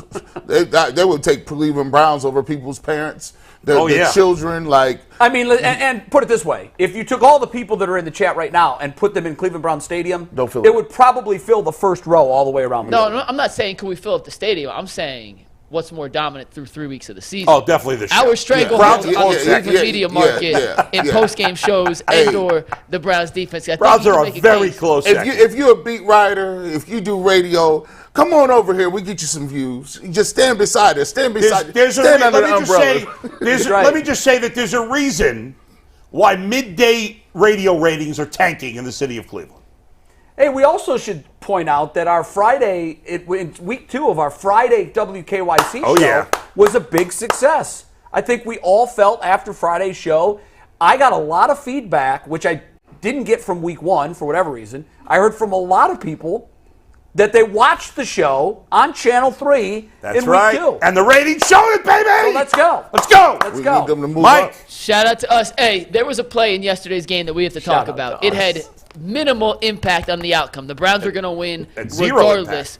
However, and G. Bush, you said it on the postgame show, you felt the Browns once again were done wrong by a referee. Oh my God. We got to talk about You went too it. We far. got to on talk this comment, about I it. think. Go Yeah. ahead. Make the comment that you made Go on the ahead. post-game show, because I think he did too. But this is one of the worst calls I have seen Hideous. since the no pass interference call So- that kept a team out of a Super Bowl. So this is my thing. Like, referees are human, right? There's a lot of times when you hear about Cleveland Browns, it is Cleveland Browns are a dumpster fire. they're waiting for us to say, oh, this is it. No continuity. They fire coaches, can't find anybody. Look who they traded for. They try to make it a laughing stock. And so what I believe happens is referees are humans too. When you're used to seeing a team be terrible, fumble the football, not really be good, there's a small part of you in the back of your mind that be like, come on, that's the Cleveland Browns. He ain't staying in bounds. Or did he really do that? I guarantee anybody in the world, if this play happened with Patrick Mahomes or the Chiefs or the Cowboys or the Bills with really good quarterbacks and good teams or strong pillars of the NFL, they would have definitely did what they were supposed to do. And that is let the play ride. After the play, if you want to go back and look at it to see if the guy was out or not, go ahead and do it, and then do it with They're the procedure. instructed to let G. the Bush, play go. I love you. I love your enthusiasm. This call was horrible. The referee had to make, I don't know what he must have moved his eyes for a second. I don't know what the hell happened. But the Lions have been a dumpster fire, and the Bengals have been a dumpster fire, and the Jets have been a dumpster fire, and the Jaguars. I can't believe for a minute that the referee is sitting there saying, I'm going to screw the Browns on this So call. why is it that out of the top 10 horrible ref calls, 5 or 6 of them are the Browns? We watched the Browns. And Yeah, you don't know that that's Okay, true. but wait a minute. Yeah. There's merit to what G is saying. I think we said before the show, you guys said only the Browns would have that call go against them. I don't agree with that. Yeah. But there is something, and I didn't know that I really believe this until I did a story on Mike Brown last year, the coach of the Kings, obviously the old Cavs coach. Right. And Mike said, like, one of his assistants went to dinner with an assistant on another team. And that guy said, we told our guys at shoot around, foul them, do things to them. They're not going to get the calls because they're the Kings. And Mike said, like, he got fined. He went crazy on an official because there was a bad call. And he said, like, this ain't the old Kings. You're not going to do that to us anymore. Wow. So there is merit to officials. And, like, while they're bad, it must be that way. But I don't think it's the only team that would get that call. I think maybe in the middle is the truth. I don't think, I'm with you. Yeah. I don't think that this guy said, you know what? If this was a Steelers player, it's good. Right. But it's a Brown, so I'm going to blow my whistle. I don't think there was any malicious intent. Correct. However, is there a pervasive mindset? Yes. Absolutely. Yeah. And here's where we all know that Maddox could paint the corners. Maddox got calls that weren't strikes. We saw it against the Indians in the 95 World Series. 6 inches off the plate. We saw it. Yeah. Players and teams that are known for greatness just inherently get those calls. Teams that don't get them. I'm going to go a different direction with the conspiracy theory. I'm not going to say the ref was on the take. What I am going to say is this. When the NFL decided we're going to put both arms around gambling, and now gambling is everywhere. It's no longer a seedy underbelly backroom deal. Mm-hmm. You can place bets from your sofa throughout the course of any game in America. What happens in instances like this is the fans lose credibility in the officiating community as a whole.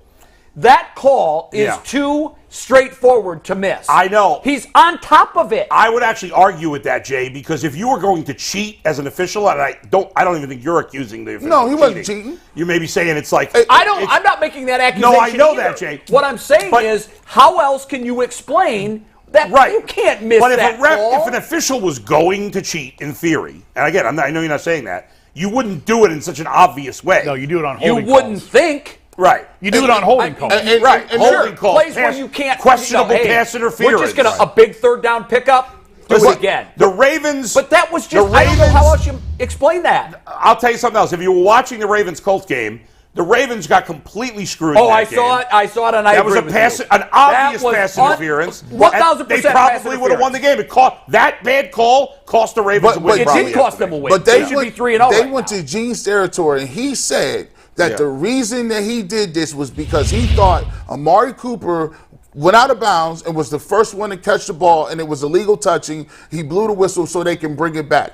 That is patently false. You're covering for your boy. No, I never heard that either. And if he said that, he's wrong. He did. Well, that's he's what wrong, he said it on telecast. I mean, the referee throws the his hat. He throws his hat. That's not what the referee was thinking. said that word for word. G's right. That's what Steratore said. his head's in the clouds on Is that. it possible he said that's what the official might have been thinking? I don't know. I mean, you Well, can't. yeah, he had to have because he didn't speak. And so I don't know. But you throw your hat when the I guy's just out of think you bounds. don't want to throw your get into hat. this thing where it's a woe is me and they're always going to pick on the Browns. But here's the thing. But you can't. Yeah. You can't just blow your whistle. That's the cardinal sin. It was as a ref. horrible. You can't blow your whistle and call something dead because it's the end all be all. You let the play ride. Then you go back and look at it. He missed the call. He was on top of it. He didn't throw his hat if he thought he was out of bounds. And on top of it, he blows his whistle. It was horrible. There's no defending that. I want to ask you a question about the officiating and how they keep their jobs and the grading process. And here's the point that I wanted to make on that today. If you showed that play to 10,000 fifth grade kids and they understood the parameter and what is a catch and what is inbounds, a million fifth grade kids, 1 million out of 1 million fifth grade kids would never blow the whistle. He never came close to stepping out of bounds. So here's where I'm going with this. If I'm a player and I step on a field and I see that official is on the field again, I have no faith that the NFL is putting the best officials on the field that they can, because he can't be one of them. He can't be. Well, we don't know his whole. It's one disastrous Boy, play. you can't miss that call. Okay, well, Jay, guys make disastrous plays on the field too. But look at the call He's Jim right Joyce. on top of it. But look I at what. hear you. Okay, but Jim Joyce blew a call that cost a perfect game. He's one of the great and he's one of the best umpires in baseball. They make bad calls. At least. No, that was just as bad as this. They make bad I get calls. it. You're right. After the call, he stood in a news conference and cried. Yeah, and he said, "I kicked And the this ref And no crap one out felt of it." worse about it than But he did. But And the he big, probably does too. But Jay, the big I just don't. I can't. I have no faith in this guy. The big difference is this, in the end, didn't cost him the game. Now, Right. maybe the league would have said something if it didn't cost him. But not this time around. It didn't. But I mean, it was I'd like to horrible. know, I don't think the guy should lose his I don't job think the because of league it. has any transparency at all in that side No, of they it. don't, and that's bad. And here's the problem. In today's gambling world, they need to be more transparent with their officials. This is what's funny about that. What's his grade? But the NBA has full transparency with their last 2-minute report, and the players hate it. The players and the coaches hate the last 2-minute report because they say, "What good is it? You blew the call." Okay, well, it doesn't change anything. Right. So the NBA is trying to have transparency, and they hate it. The NFL, you're calling for it, and they don't have it. Like honestly, I don't know what the right I answer marvel is how there. PFF puts grades out for 1,000 players. I don't know how the hell they do it. They must have magical elves up there. We have Sam Monson coming on next but week. how to about explain this? it. Yeah. How about this? What are the officials' grades? I'm sure, I want to know. they're graded. I want to know them. And they have it on Twitter. They do MLB umpire auditor, Yeah. which is terrific on missed calls. And I foul love calls. it, and I think the haven't fans seen love that it. for NFL if yet. this official came out and said, "Hey, I don't know what the hell happened there. I had a blew brain it. freeze." I'd at least feel better about it. Would you have been okay with it? Well, no, I would have. Better. I would like, just like He this. should have done that. In tennis, I wish he would've. In tennis, there's a two-prong system. An electronic beep comes on that says it was out, and But also that's easy because everything's black or white. But here's what I would do. I would also make that reviewable. If that happened and you look at it, he calls him out or whatever he said, there needs to be somebody somewhere else to be like, hold on. Well, how do you remedy that? The whistle was blown. Right, like how many because he wouldn't have gotten a touchdown on that play. No, but clearly the he would've got defensive back was turned around. He But he would would have have gotten like another 15 yards. Yeah. Yes. Listen, you disregard the whistle. I think he may have gotten a touchdown. I We have to see see what it it's again. scored but on. I- Oh, the Well, guy's the not- he's not- defensive play back, it. Here it is. Play it. like They take Cooper, it full. stopped. Look, this. It's going to reloop. Hold on. Yeah. I mean, this is a regular catch and score. Look at this. This ain't close. Look. Okay, so he's got him the beat other- right there. Right here. And we He's don't dead. know. He's dead. He's dead. going to catch him before he gets to But the you end don't zone. know. He I could have mean, made a move around him. He Yeah. may It's have. not a guaranteed I think it's more touchdown. likely than not that he would have made the tackle, but he clearly would have moved the sticks more. But instead of being at I the mean, at the 41, 40, you're at he would have least been at at the least 20. Probably right at here. least at the 20 or the 15. Yeah. Yeah. something like That's That- a huge that- difference. And who knows? They ended up getting a field goal. Yeah. A lot of Browns fans were like, "Well, it cost us 4 points." Well, I don't know if it did. I don't know that he would have. Yeah, we don't know necessarily that. Scored. In the end, fortunately, it didn't But matter. still, it was just like the that's- backwards pass for Deshaun Watson. It didn't affect the outcome of the game, so you write it off. But we can't have calls like that in the NFL. Here's what We can't. if the silver lining is it would have been so Browns for them to melt after that call. And they didn't. And they came and said, listen, No. it don't matter what that happened. We'll put more points on you and finish Great you off point. eventually. And I think that shows growth in Yeah, what the team is. especially when they ended up not scoring a touchdown Right. on that drive. They had to settle for a field goal, and still they went and they just dominated the rest of the game. very We're good getting point. a lot of this in the chat, and Jason, I think you're or whoever wants to address this. Can you explain why that call is not reviewable? Just for the people out there. The whistle. There's no way of knowing where to spot the ball. Yeah. Once the whistle blows, Once the play's whistle dead. blows, that's why in general the Let it one go. thing I'll give the credit for the league for is in general Swallow your when whistle. it's questionable in those situations, the refs almost always, not all the time, but most of the time, let it what's go and then you weird, figure Bull, it out after. but That play's usually on a fumble. You know what I'm saying? right, It's right. usually on a Yep. turnover. They Right. let it go, let it play out, But those and then are- they'll come back and But look change at of it. possession are all reviewed Yeah. upstairs. Scoring plays are all Yeah. reviewed upstairs. If he saw it, I understand why he blew the whistle, because in his mind he saw him step out. You blow the whistle. But I'm just saying, if Yeah. you see it, if you Right. think you see it, you blow, because I don't know. otherwise you're costing Tennessee a challenge. That's Right. the only way you review that play. Right. If it's I'm not sure. Well, now you're going to make Tennessee burn a challenge, which if it rolls And they wouldn't have reverse, done anyhow, because by that point they would have shown it on the big screen, and or they would somebody let it would go. have told Right. Vrabel, no, Yeah. he was clearly But in. in his mind, for whatever reason, he thought he saw him step I out, don't- and so he blew the. So I get And why he what I blew don't it. understand is Because that's not a reviewable play unless No, he it's not. scores. It's not. It's not going to be Well, reviewed the second unless the you whistle challenge blows, that's it. Right. what's crazy is that even now that I'm thinking about this even more, even if he had the brain fart and somehow missed it, there's no chance he could have seen the foot. Even if he said, well, I somehow, in his brain, I'm trying to get in his brain, he's thinking, I missed it. Like, why wouldn't you just let it go? Err on the side of caution Yes. and let it go. it. Because he clearly thought he saw He him step couldn't out. have. How could he have thought he saw Well, then you know what we got to check? His eyes. Because he's not seeing I right. think there's too many, had coming from an out-of-shape person, too many out-of-shape officials.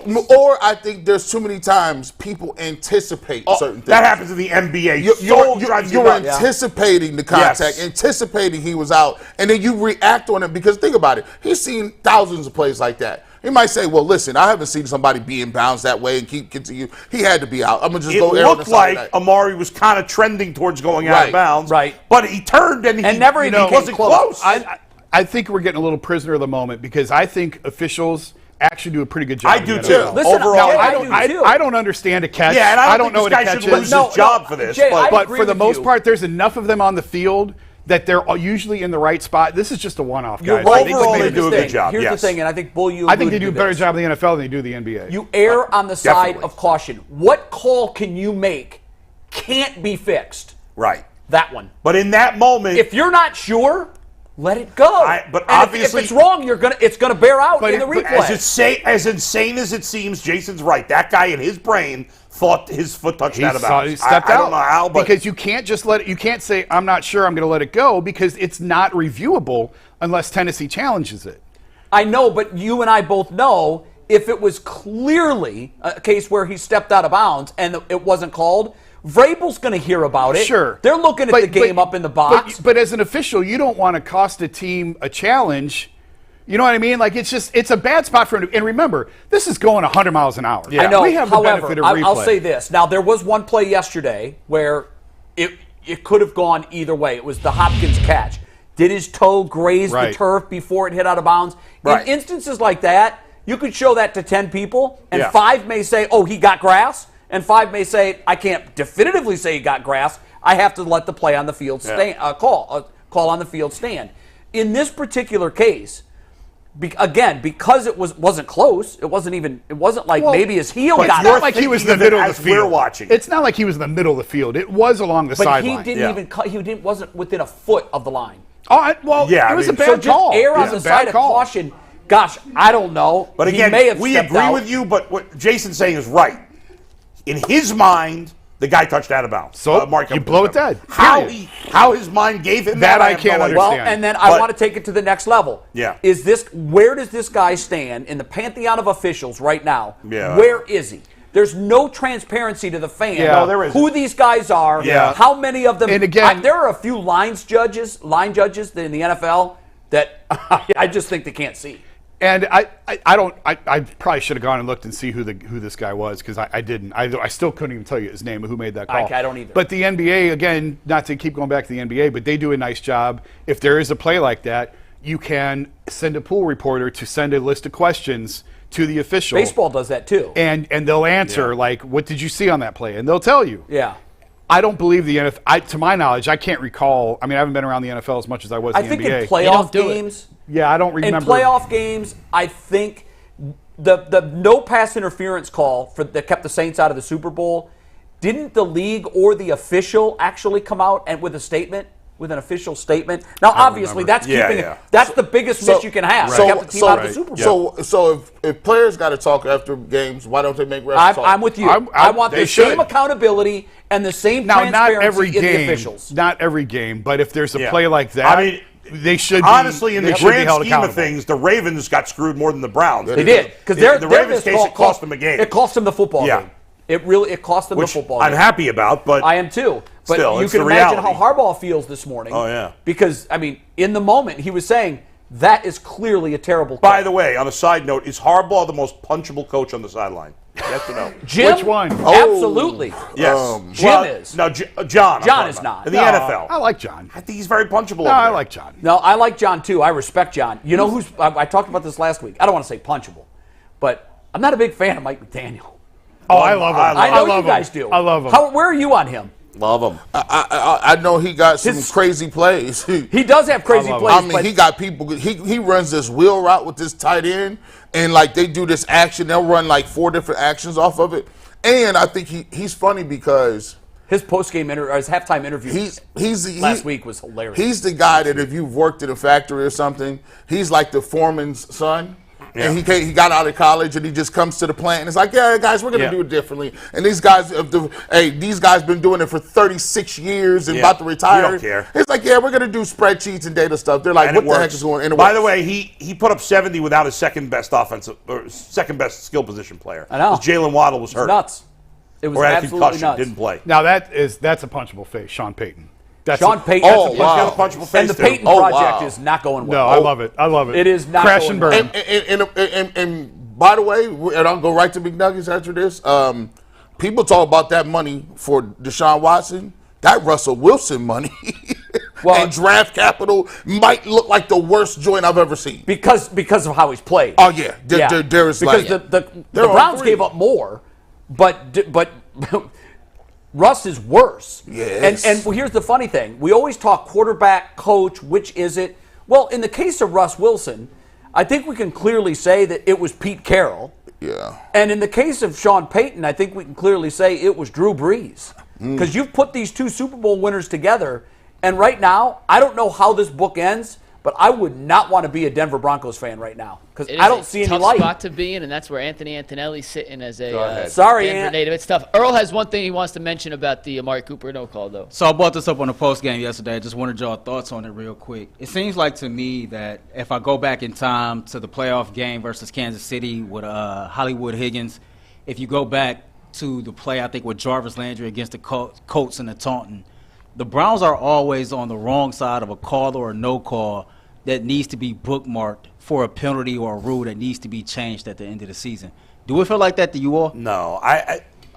Earl, that feels like any fan base. That feels like every fan base is going to say the same. It's like when you say the national announcer's rooting against me. But you're biased, not him. But there has been things that happen to Brown that is Bottlegate has never happened to any other team. After the play was over, Orlando Brown. The Saints penalty non-call in overtime that changed. And you know what? The Saints, by the way, the Saints at that time had a real beef because it put the Rams into the Super Bowl. Correct? Yeah. I'm trying to remember that play. I remember they blew the call, but I don't remember. Yeah, it was Nikhil Roby-Coleman tackled Kamara at the back. It literally tackled. It should have been passing her. Again, show a million fifth graders that play. As egregious a non-call as you've ever seen. And here's why it upset me so much. They had a narrative to get the Rams in a Super Bowl. They were new to Los Angeles. They're trying desperately to build that fan base, which, by the way, the fan base, going well. LA is what it was 40 years ago when they tried with 2 franchises and both failed. And guess what? Vegas is the same as LA. I was just going to say that. Yeah. Vegas is LA Part 2. Yep. That crowd last night for the Steelers, that was a Steelers crowd. Yep. There were times it was the same thing with the Cowboys in Arizona. Well, yes, but that's the Cowboys. Vegas is always going to be, because when the schedule comes out, you know what they're saying in Charlotte when the Panthers are going there? Yeah. Hey, we're going to Vegas. Right. So it's always going to be a good, but here's back to the original call. The NFL had an axe with the New Orleans Saints and Sean Payton over the whole bounty gate. But I don't think that had anything to do with the call. I'm just saying, like I said earlier, how there was no memo that was put out. The specter. But the narrative was Saints get no breaks, boys. Saints get no breaks. They tried to end the National Football League. They wanted to sue the NFL out of business. And the Rams, we need an LA team in the Super Bowl. We got to build these fan bases. It's the number 2 market in the world. I'm going to make a prediction right now. I'll be dead before it comes true. 20 years from now, there will again be no football team in the NFL. I never believe they're not an NFL market. They just don't care. He's so committed to that stadium, though. He has so much invested in that. But I'm telling you, at the end of the day, if the fans don't show up, yeah, but you can mitigate that. It's not going to work. Yeah, you can mitigate that in LA. But we don't want to get sidetracked too far on that. But in the end, I never believe. Maybe I'm naive, but I don't believe any of these theories. I don't think the Browns are picked on more than it. I don't think there's any facts to back up anything that about these penalties to me. And there's one way to change it. Win. Yeah. You win, you get the calls. Yeah. You get the little ticky-tack stuff that you're not getting right now, you start to get. Part of that is if you're good, you win, you make less mistakes, so you commit less penalties. Right, but also the officials view you in a different way. Just like the umpires when they were they figure if Maddox missed, that's where he was trying to throw the pitch, and he was getting bonus points for that. Yeah. Which is ridiculous, but he was. Go ahead, Mike. We are going to move on to the Kareem Hunt situation, and by situation I mean return. Situation sounded bad. He had a triumphant return to the Cleveland Browns and the running backs. Before we do that, shout out to everybody in the chat. You asked for likes. I'm not sure if it's a record. We just got 1,000 likes, and I know that doesn't happen often. So shout out to you guys. And also, reminder real quick, next Monday, a week from today, we are doing a normal UCSS 11-1 unchanged. There's also Cavs Media Day on Monday, and we're doing a second show on top of the regular UCSS from Cavs Media Day. It'll be me, Brad, Earl, Anthony, maybe Jason if he pops in, and a plethora of Cavaliers players making their way to our interview studio. No. We have our own setup So dumb at that they Cavs do it on Media Mondays, Day. by the way. So dumb. From, I believe, 2 to 4, I think we're going to do 2 hours from 2 to 4, separate than the show. Well, we're going to do 2 hours of reaction to the Ravens game, and then 2 hours from Cavs Media Day. So make sure you guys tune in, tap in, and check out. Agree with all that, but I think we blew past the biggest part of that was, let's just talk about for 1 second. We just asked our viewers, hit the like button. 1,000 likes?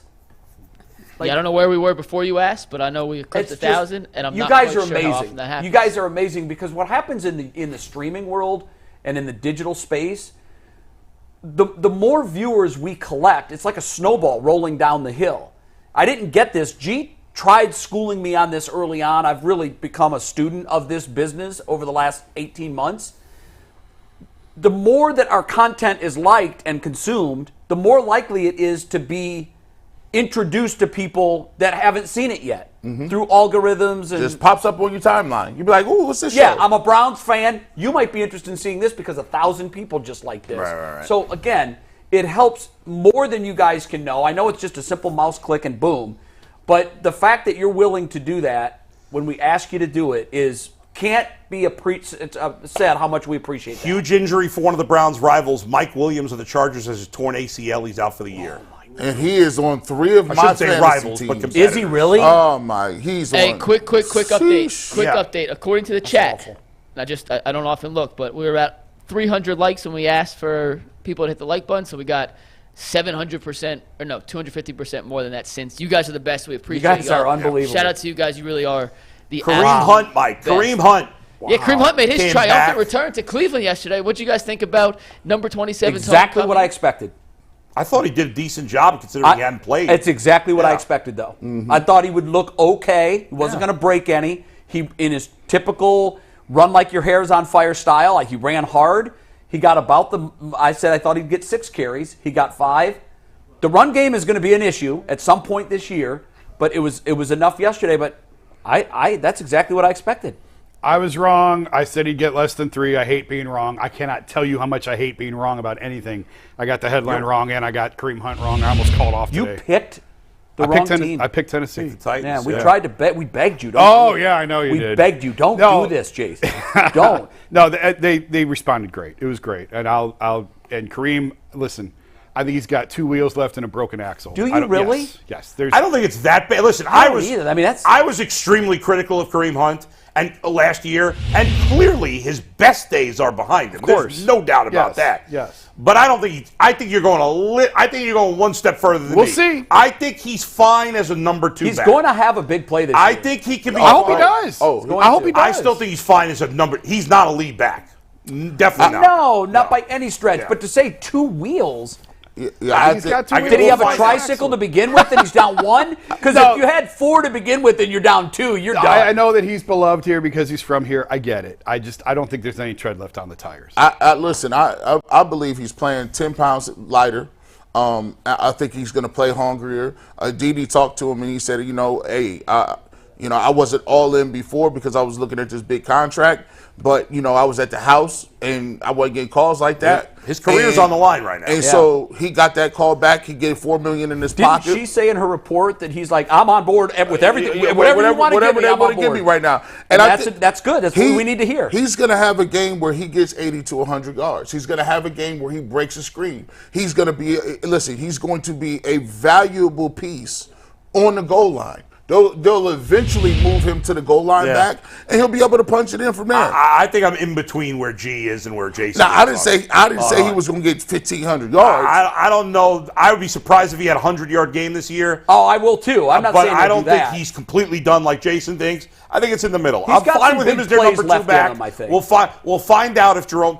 It's unfair to make any judgments about Jerome Ford at this is point. way more important to this team Yes. than Kareem Hunt. Absolutely, Yes, I agree. he is. One thing I wanted to point And out that's on not today's absurd, show, like the people that were saying before the season that Elijah Moore is important than Amari Cooper. Yeah. And there were people saying that. Yeah. You people are crazy. Although it's only 3 games, you people are crazy. Yeah, they were nuts. One thing I wanted to touch on quickly, and we'll move off of it. Nick Chubb has the most indestructible, resilient ACL in the history of professional football. I don't understand. Go back and watch the play. I thought the Don't go ACL was the back and only watch thing he it. tore. Don't go back and watch. No, he did not tear his ACL. Nope. He tore his MCL. Oh, that's right. If you look at that play That's in Georgia, crazy. that is what a torn ACL looks like. If you watch the play from Monday night, that knee was destroyed. Yeah. It was hit sideways and completely caved in. Yeah. How this guy has never torn his ACL, suffering those 2 hits, It's insane. and the fact that it's just an MCL, I texted my old surgeon, and I said, what does this mean long term for Nick Chubb? And he says, what it tells me is he can't tear his ACL. Yeah, right. But also, he made this point, for all the people that were writing him off, and there were many, and we discussed on this show, will he ever carry the ball in the NFL? We don't know. My surgeon said, if that's all the damage it is, and I haven't seen the MRI, but I've seen the report, and if that's it, you will definitely hear from number 24 again. Yeah. And that just made my heart Whether it will smile. be the Browns is a I don't know that it conversation will for be the another Browns. day. It's unlikely it Yeah. will be. I don't We'll know. see. You know We'll more see. about that stuff than I do. I hope we see him in an orange jersey again. Yeah. But all I can tell you is It is amazing. I've never seen 2 hits more likely to have resulted in a torn ACL. Man. And the fact that now it's got to be stretched because he did say Yeah. you can stretch the ligaments. And it has to be. And I don't think they'll really know for sure until they get in there. Yeah. You know that. When you open it up, is when you really know. I asked him that, and he said, well, if you remember on yours, I waited 4 days to do the surgery You wait for the because swelling to go I down. wasn't sure. You had so much swelling, Yeah.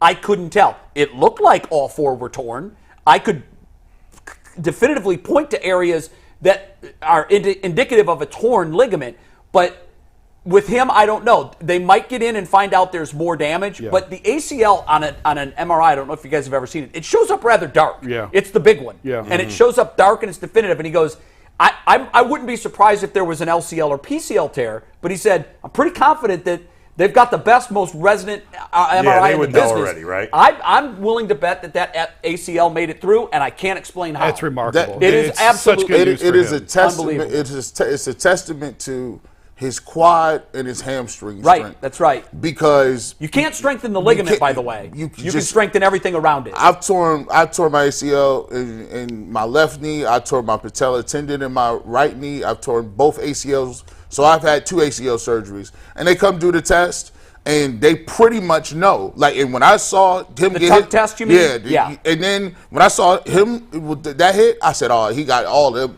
He tore up everything." But the fact that he only tore an MCL, to put it in perspective, Ridiculous. You could partially tear an MCL and brace it and play on it. That's crazy. And you can also come back from that. That's way quicker. Yeah. 6-month timeline. Watch this. This is crazy. I'm not gonna lie. Y'all might think I'm crazy. 6 to 8 timeline.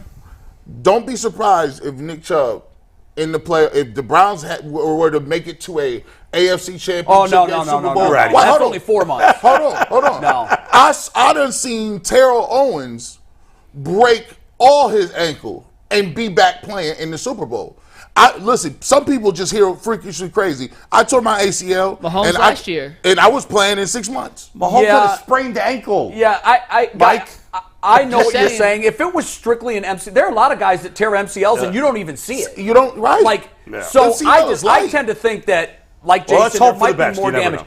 If I'm not even going to let my mind go there, because could you imagine if the Browns did make the AFC Championship That game would and here be- comes number 24? that would be like Willis That's Reed. like Willis Reed Yeah. coming Times out of the 100. tunnel. Yeah. Times 100. By Yeah. the way, John Elway played with no ACLs, Yeah, but right? getting back to the conversation of, because we'll talk about Nick Chubb, but getting back to the conversation of the running game right now, guys, are we fine with it? No. Concerned a little bit? Yes. Or very concerned? All of the Concerned. above. I'm concerned. Yeah, I would even go so far as very concerned. At some point, we're going to need it. It's one game. I'm not going to No, say very but are you, yet. I mean, I'm not giving up on Jerome Ford. No, He's I'm not played either. 2 games. I mean, I talked to someone this week who said they love him. Now, Yeah. like they're very, very high on him, and they think he's going to be just fine. So hopefully he is. And the Titans have a very good run D. It's all about. I'm just standing where by you wanna everything go. I said last week. I stand by it. Jason, you said it earlier. No one knows what the offense is supposed to look like. It all depends on what Yeah. roadmap they want. And the reality, G, sorry to cut you off, but real quick, unless you acquire Christian McCaffrey, nobody's going to look as good as Nick Chubb. Of course not. Right. Not even Jonathan Taylor. No, he's not, but they're going to look better with Jonathan Taylor. And Yeah, here's well, my point if to he's your healthy. point last week. You know that the window is briefly open in the NFL. Based on what their defenses look like through 3 games, this is the time to strike. You're all in on the quarterback. You're all in on the coordinator. You went and got all these pieces You on have the a defense. defense putting up If historic you have a level numbers chance so far. to address what is, in my mind, this is the Achilles heel of this team. Now it is. That and punt return. Concerned about that. But the run game for me is a big, big, big concern. And if the chance is still there, and by the way, if you're the Colts, you just beat the Ravens without him. Yeah. What can you get for him? Yeah. What can you get for him? I don't know. Gee, I cut you off. I'm sorry. Go No, ahead. well, Yeah. you talk about what I want to talk Yeah. about now. We forget that. If you can get Taylor, you got to be aggressive. You got to make that move. I don't think the price will be as high as what it was You in got- July you got to. in both assets and Yeah. salary. And especially because you just saw what Deshaun Watson It's a just running did. back. You just saw that it looks like he's on the cusp of being good. Can you imagine giving him running back with home run hitting capabilities like that? I think it would rejuvenate the whole offensive line, and you become very formidable. And I think you can't underestimate the fact that if you got a defense like that, Yeah. and you get the run game going, and Yeah. Deshaun Watson is accurate, can you imagine dealing with that, especially if it's cold outside? Right. in Because the what winter? travels in the NFL? Defense. Run Guys, game and defense. We have a lot of time to talk about this, and we're running out of time because we got to get super chats at 12:50. I know Jason's got to open his notebook. Well, Is we've there pretty any- much gone through it. Yeah. Couple things. You want to do that, Mike? You want? Yeah, if you want to do the notebook, let me. Any and last Dustin thoughts Hopkins on we Jerome gotta Ford real mention, quick? too. Go ahead. Any last thoughts on Jerome Ford? We good? He all right. I I want gotta to see see him. more. I want We to see him gotta see against more. I Baltimore. like his burst to get to the pylon. Yeah. I like That that, was a a nice whole lot. play. Yeah. That shows that he has that top If he end plays really beat well, you to the corner speed. then you're not going to, there's some, you're playing the Niners and the Ravens. It's not Right. going to be easy to run the ball against those teams. But go ahead. Before ahead. Jason's notebook, I got one more read to remind everybody that after every Browns game, win or lose, we do a post-game show. Myself, Earl, G. Bush, and Anthony breaking down, giving you all the analysis and reaction to whatever happened on the field. Yesterday's was an absolute banger. We have over 25,000 views on YouTube for him. That is the number Banger. one viewed post-game show in the city of Cleveland, and frankly, it's not close. So shout out to you guys for tuning in, watching, and making that 25,000. fun. Yeah, it's crazy. nuts. In a day, Crazy. We talked about doing this little, like I just empty everything out I learned in the post game last night. We covered a lot of it. I probably should have wrote something down. Anything on the punt game? I'm very concerned right No, now. I didn't about ask punt anything return. about. I mean, it is what it is. Like, I kind of liken it to Brian Rubisky at Ohio State. Just catch the ball and fall down. Like, that's what. Right. Like, Yeah. Tressel put him Make it back a there net- because he had a good net hands. neutral. Don't make it a Yeah, negative. he's catch the he's ball and playing fall fine on offense. Well, if It's that's his the special case, teams. just put the most sure ball handler in your offense back there and just fair catch it. Yeah, I mean, it is what it is. But DeJuan Jones, I've been hard on him. He was better. I thought he was better for me because he looked like he knew the assignments. What about Jed? Jed, actually, I thought he was better. He still had the plays where he's couldn't just have played standing around. worse. I know. He still had the plays where he's standing around. But DeJuan, the important thing I want to point out was, I said Monday night Wyatt was in his ear the whole time. Wyatt was playing right guard and right tackle, and I think it affected Wyatt's play. He gave him an inside pressure from Ogunjobi that's unlike him because I think he was so concerned with what was going on with DeJuan. Yesterday, I didn't notice it nearly as much. DeJuan seemed like he knew his assignments much more. I thought he was better. Myles told me he tried to shake Vrabel's hand. Vrabel wouldn't talk to him after the game. I don't think it was anything malicious. I think it was just That's frustration. lame. But he said like he wouldn't talk to him. He goes, Vrabes wouldn't talk to me. He goes, Vrabes my guy. I like Vrabes. I see him at Pro Bowls and everything else. But I think Vrabel was just really frustrated, upset with he was in a tough space. That's bad sportsmanship. But I don't his think it was defense. malicious or intentional. Mike is obviously a defensive guy, Yeah. and the fact that his defense looked that bad against Yeah. an offense that really hadn't found its footing, Yeah. I think that has him torn up. One thing I want to ask you about, too, is, and I know it's 3 games, so don't anybody, go nuts over that. I'm prefacing my comments by saying it's just 3 games. But David Njoku, Where is he? Jason, Where this is he? one of the most perplexing player tenures that is this length of time. Yeah. In my recent Browns memory is David Njoku. We've seen little to no production from him. He's had moments, but nowhere near what they're paying him. They're paying him like a top 5 tight end. Yeah.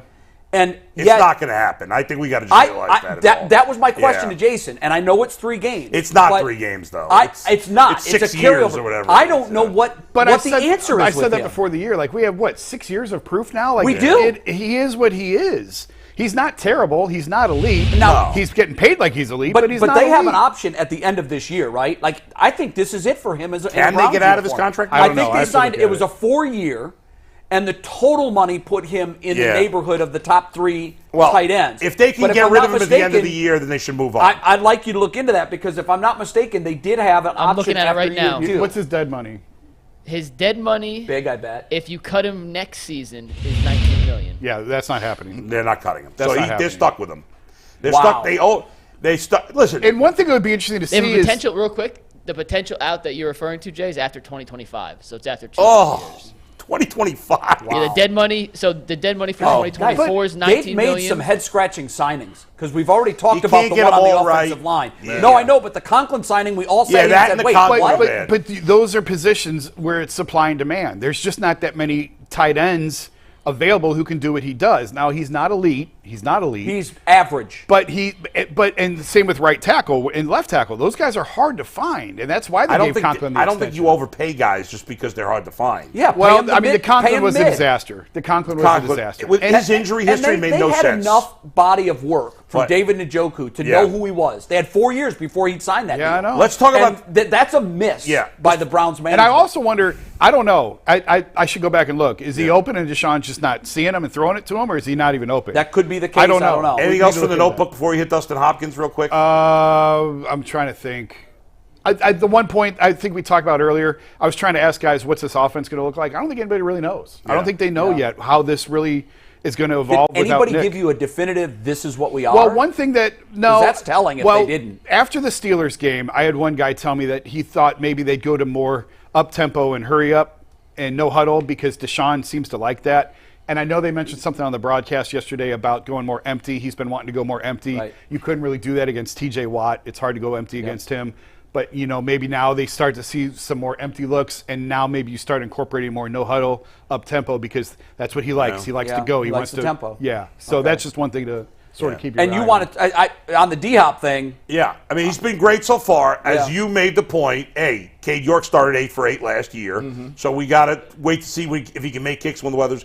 But certainly a promising You have to start. love what you've seen so 7 far. for 8 and 2 for 2 yesterday, and 2 for 2 and 50-plus yard field goals this season. Right, This was right down the 48 middle. yards. Right down the middle. no And doubt he's been about great. it. Now, He's again, been Cade York extra was- leg on it. Yep. He's been great. Cade It's York was great last year. We got to see it longer, but so far, And by so the way, good. kudos to Browns management on that. Yeah. Because when we sat here and we compiled our list of names, He may have been on a list, but nobody said he's the guy you got to go get. Right. It was all Robbie Gould, Robbie Yeah. Gould. He's still out. He doesn't have a team yet. Yeah. Nobody's picked him up. Meantime, our guys, like the other guys, kicking it right down the middle. He's is. great when it's 70 and sunny. Now let's see what he does in November and December. But you have to love what you've seen So far, so good. He's been excellent. Yeah, I mean, the only thing besides the running game, which we don't know yet because of Chubb's injury and Ford not playing a lot, I am a little concerned about Donovan. Now, Donovan Peoples-Jones, we got to separate the wide receiver for the return man. Yeah. He has value as a wide receiver. He absolutely He's their has number value. 2 wide receiver. Right. I just He don't is. want to see him returning punts. But at punt return, he's awful. Below average. It's like he's scared over there. He doesn't know what to do. Now, you'd said in Pittsburgh he lost the ball in the light. I never asked him I mean, that. that's the only explanation. I just he think was that camped that's what under the ball on happened. the 30 and ran from it, Yeah. and they I got think it at the 5. My assumption is he lost the ball. I never did ask him. Yeah. That's one of the scariest places in the world. It's not for the faint of heart. Being in the outfield, tracking the ball, And and losing the losing the sun. sun. Yes, no. terrifying. No. I'm talking about the Terrifying. position of punt return. Well, that one too, right? You're not looking at a horde of people that are coming to tear your head off. Yeah. And you know they're close. Yep. Yeah. And your concentration is on this. Yep. It is one of the scariest things you can do in professional sports is stand back there and return a punt. Before we get to the Super Chats, congratulations on winning your championship. Thank you. Yes. Baseball Thank you. League. We pulled it off. Wednesday. We pulled it off. Highlights coming Wednesday. I'm going to bring the trophy to work. All my teammates says, trophy going on TV? I said, it's going. Also, So- for 30 seconds, let me say congratulations to the Case Western women's volleyball team. Well, Let's go. Big win. I went wondered to the when we were game. gonna get to that. Their assistant coach is a big fan of the show. We appreciate that. And I went to the game because my wife's best friend's brother is the coach for NYU. They were playing there. NYU was in the national championship game last year, and Case beat them in a stunning upset Wow. in 3-0. Who saw that come? Despite a major height advantage for the Look at you NYU breaking team, down which had volleyball. 6'4", 6'5" girls in a hard. lineup. Is that the But extent of your volleyball analysis? that's all. I knew. I didn't even know the rules. I didn't even know what you played to. How I didn't many know kills? How many kills? But I'll tell you what, it was a lot of fun. It's impressive. Their athleticism is very It was impressive. fun, and both Case and NYU have some players that played D1, but then wanted to go to really good schools to Got it. get their Transfer portal masters or strikes whatever. again. So Yeah. that's And- really good. A quick shout out to the Ohio State Buckeyes and Ryan Day, who just eviscerated Lou Holtz. Has anybody heard from Lou? We're talking about it in anybody overtime. heard Why Don't you do worry. Lou like that? Why Oh you my! He just went God. in. He ripped Lou's intestines out of his body and trampled on them. on live TV. 86-year-old Lou, poor Lou. I am the flu health, and I don't He's know. got a special tells slide. me Ryan Day hears a lot of noise that's going on around Yeah, him. good for Ryan. Yeah. Day. Lou We're going Holtz to talk about Ohio State Lou Holtz is in dope, and Notre overtime. Dame sucks. We will have Jay highlights don't on suck. Wednesday. I made the trip out there and filmed Thanks for the game. coming, by the way, to the game. That was, I that got was some good good to see you highlights. there. I'm going to put out two. I'll put out Yeah. two different versions. Real quick One of before fun the and one of serious. Super Chats, Zach Jackson tweeted that Kevin Stefanski said today he drove the ball to Nick Chubb's house and handed him a game ball. That's I thought cool. that was pretty cool. That's awesome. Wow. Drove the- When, Did you after the See game last Stefanski's night? Yeah. post-game Yeah. speech? Yeah. I thought his post-game speech Yeah. was really good to the team. About and he resiliency. talked about Yeah. Nick Chubb getting the game ball, but that Yeah, was cool. he that drove it it to his Nick's house. house. Still Yeah. very even keel. Yeah. Like in Kevin Stefanski manner. If you That's who took he his is. blood pressure at any point in the game, Yeah. it's the same. He gets after it on the sidelines with I- officials. He does. He yells at them. I've seen him work officials. Yeah. But, yeah. okay. We got to get these super chats in, and these super chats, I didn't even ask permission for, but these super chats are brought to you by the Kool-Aid Mafia. Gee, I hope you don't mind me using that. But these you super go. chats are today Yeah. sponsored by the Kool-Aid Mafia. The first one comes from DC. Love the win. It's still cringeworthy, though, watching J.W. Johnson's kid post-game in the that locker is. room. Please just stop J.W. Let the team win by itself. We shouldn't pick on the kids. JW not the kids. is Yeah, it's is not a place. cringeworthy. It's Yeah. not a place for kids. It's not, but let's not blame the kids for no, you it's know, not his fault. for his dad and wants to go in there grandpa and- being spoiled rich people. Go ahead. Simple says, hey guys, the Titans did get in the red zone, but Myles sacked Tannehill before halftime to not allow a field goal. Either way, dog check, let's go. Next up is from Set Apart Laz. The Browns should course. get fined for not jumping. Oh, no, let me rephrase that. Stefanski should get fined for not jumping for the chest bump and missing the dap with Watson. LOL, go Browns. He said, Deshaun said he thought he was going to jump, and Kevin told him he's got bad Achilles and bad knees. He can't get up anymore. yeah. BD Makes Dog sense. 21 says it's very telling how when asked what's the difference with the defense with Schwartz this year, He said, quote, well, he knows what he's doing, first off. Who It's said a quote? subliminal shot at Joe Woods. I don't know who said that. Who said that? You gave a quote, but we don't know who it's attributed to. BD Dog 21. If you're still listening, let us know who said Maybe that. it's BD Dog making that quote. I don't know. remember. Yeah. I didn't hear that. But My job is just that to doesn't read mean the super anything. chats. as they Guessing come might be in. Myles Garrett said that or something. I don't remember Go Miles ahead. saying that. But No context for this next one.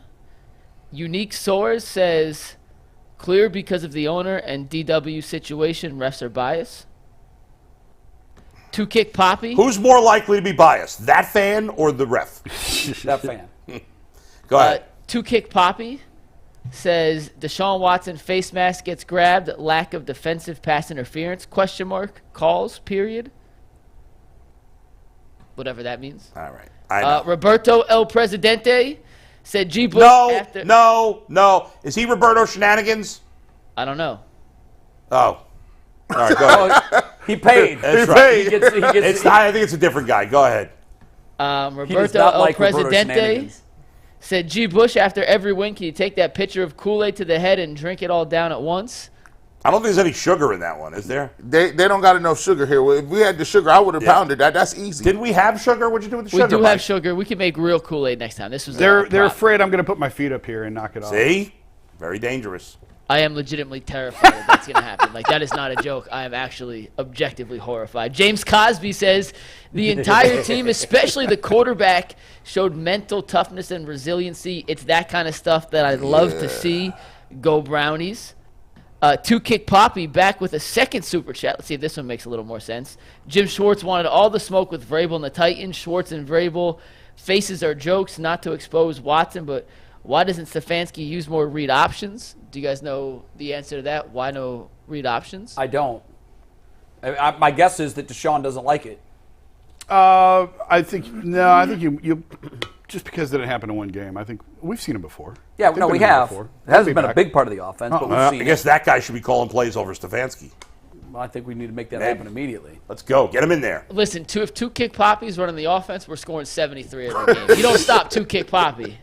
Shout out to KR Thunder for gifting 5 memberships. Shout out to Phil Bowman for also gifting 5 memberships today. I do say I like 10 that totals. Stefanski went for the throat against the Titans by throwing with Watson for that last touchdown. I agree. You know, Yeah. they could have easily just kept running the ball there, and they didn't, which I liked. It I was like that nice to see. killer A couple instinct. more real quick. James Bowen says, I haven't seen a Browns defense put up numbers like this since I played Madden and put everyone's stats and sliders at 99. He's actually not wrong. That's pretty accurate. Hyper Frosty, which is a great YouTube username, says the Browns said they would play for 24, so they won by 24. Let's go Browns. On the 24th. Yes, sir. I think we got 4 more real quick. Anthony Medina says, Buckeyes fan here, loving C.J. Stroud's progress. Yeah. C.J. Stroud looked Played crazy. well. Wow. That was quick. He's thrown for a ton of yards in the first 2 games. Maybe He might finally break this spell of no 'cause Buckeye Justin quarterbacks. Fields looks awful. He rolled on his coaches midweek. Not We'll good. talk about that. We got was a 3 more bad real quick. look. 3 more. Go ahead. 3 more. This next one's from Akaza. Hi, guys. Shout out from a Browns fan on the other side of the globe in Australia. I'm committed to Hi, Cleveland. Mike. End your show. It's 2 a.m. here, and Wow. I'm up watching. Love it. Cheers. How cool is Mitch, that? Shout That's out to great. Mitch in Australia. There's another guy, and I'm drawing a blank on his name right now, who watches from down under as well. We have I think we should do a remote. in I was just Australia. going to Let's say, go. because we love the accent so much, Yeah. and because they're so dedicated, staying up 2 in the morning to watch the show live, at some point, one of these mates has to come on and do a live hit with us. No, I want to go there. I think we should take the whole show there. That's not in the budget. Yeah, that's But what true. I want to hear is, I want That to would hear be them fun. talking about how do they watch a game? Yeah. Are they the only one awake in their house and they have to keep it quiet? They must be. There's got to be a bar somewhere in Australia. got my guy that's in showing Browns American backers football. bar Yeah, in yeah, Melbourne, guarantee it. I got my guy in Australia. He DMs me a bunch. We'll Let's we'll get set him that on. up. Let's We'll waste set that 5 up. minutes one day and Yes. put him on. That'd be fun. Bye week Cody would be a good Clark. week for it. Bye Cody week. Clark says the official lied about what he did. It's an admission of guilt with a lack of accountability. He needs to be fired ASAP. And then Phil Bowman, he gifted 5 more memberships, so Phil gifted 10 today. Shout out to Phil. Shout out to Love you, everyone in Phil. the chat. You Yep. guys are the best. And by the way, Barbershop's coming on at 3 o'clock today. Make sure you tune in. We'll be on. And shout out to two new Kool-Aid Mafia members, Robert and Tina. They have their shirts. As you can see, they have the G. Bush one on today. So shout out to Robert and Tina. Hey, and if you listen at 3 o'clock, you'll get an opportunity to win one. I'll tell you how. How many different colors do you have? By the way, 5. On a totally different note and a disturbing note, the head football coach at Brooklyn High School should be fired, and I'm not letting off on you, buddy. I don't think he's going to survive this. They're using the word Nazi in their play calling. As a defensive play call. Go to WKYC.com. Yeah. If you're just hearing about this and you want to do a deep dive on it, we've got a lot on our website, WKYC.com. That's one of the most stunning. His response. Disgraceful. I thought it was an Onion article. His response after halftime when it was brought ridiculous. to the I couldn't believe his response. That was a play call. And he is not. I don't see him surviving that. No way, his ass shape, should be or fired. form Does he desire? And that wasn't. There was more. Yeah, it didn't I stop know. There. I know. That was egregious enough. Fire his ass. There's plenty of other words out there, you idiot. Yeah, that's not gonna go over well. They were playing Beechwood, by the way. Yeah, which is obviously a large Jewish population. That's there. right. Oh yeah. In 2023. Unbelievable to me. Disgusting. That was going on. No. All right, we're out of time. Make sure you follow us over. If you haven't paid for the membership yet, come on. Trust me, join during us. Football season, it is worth the money. Spend the $5.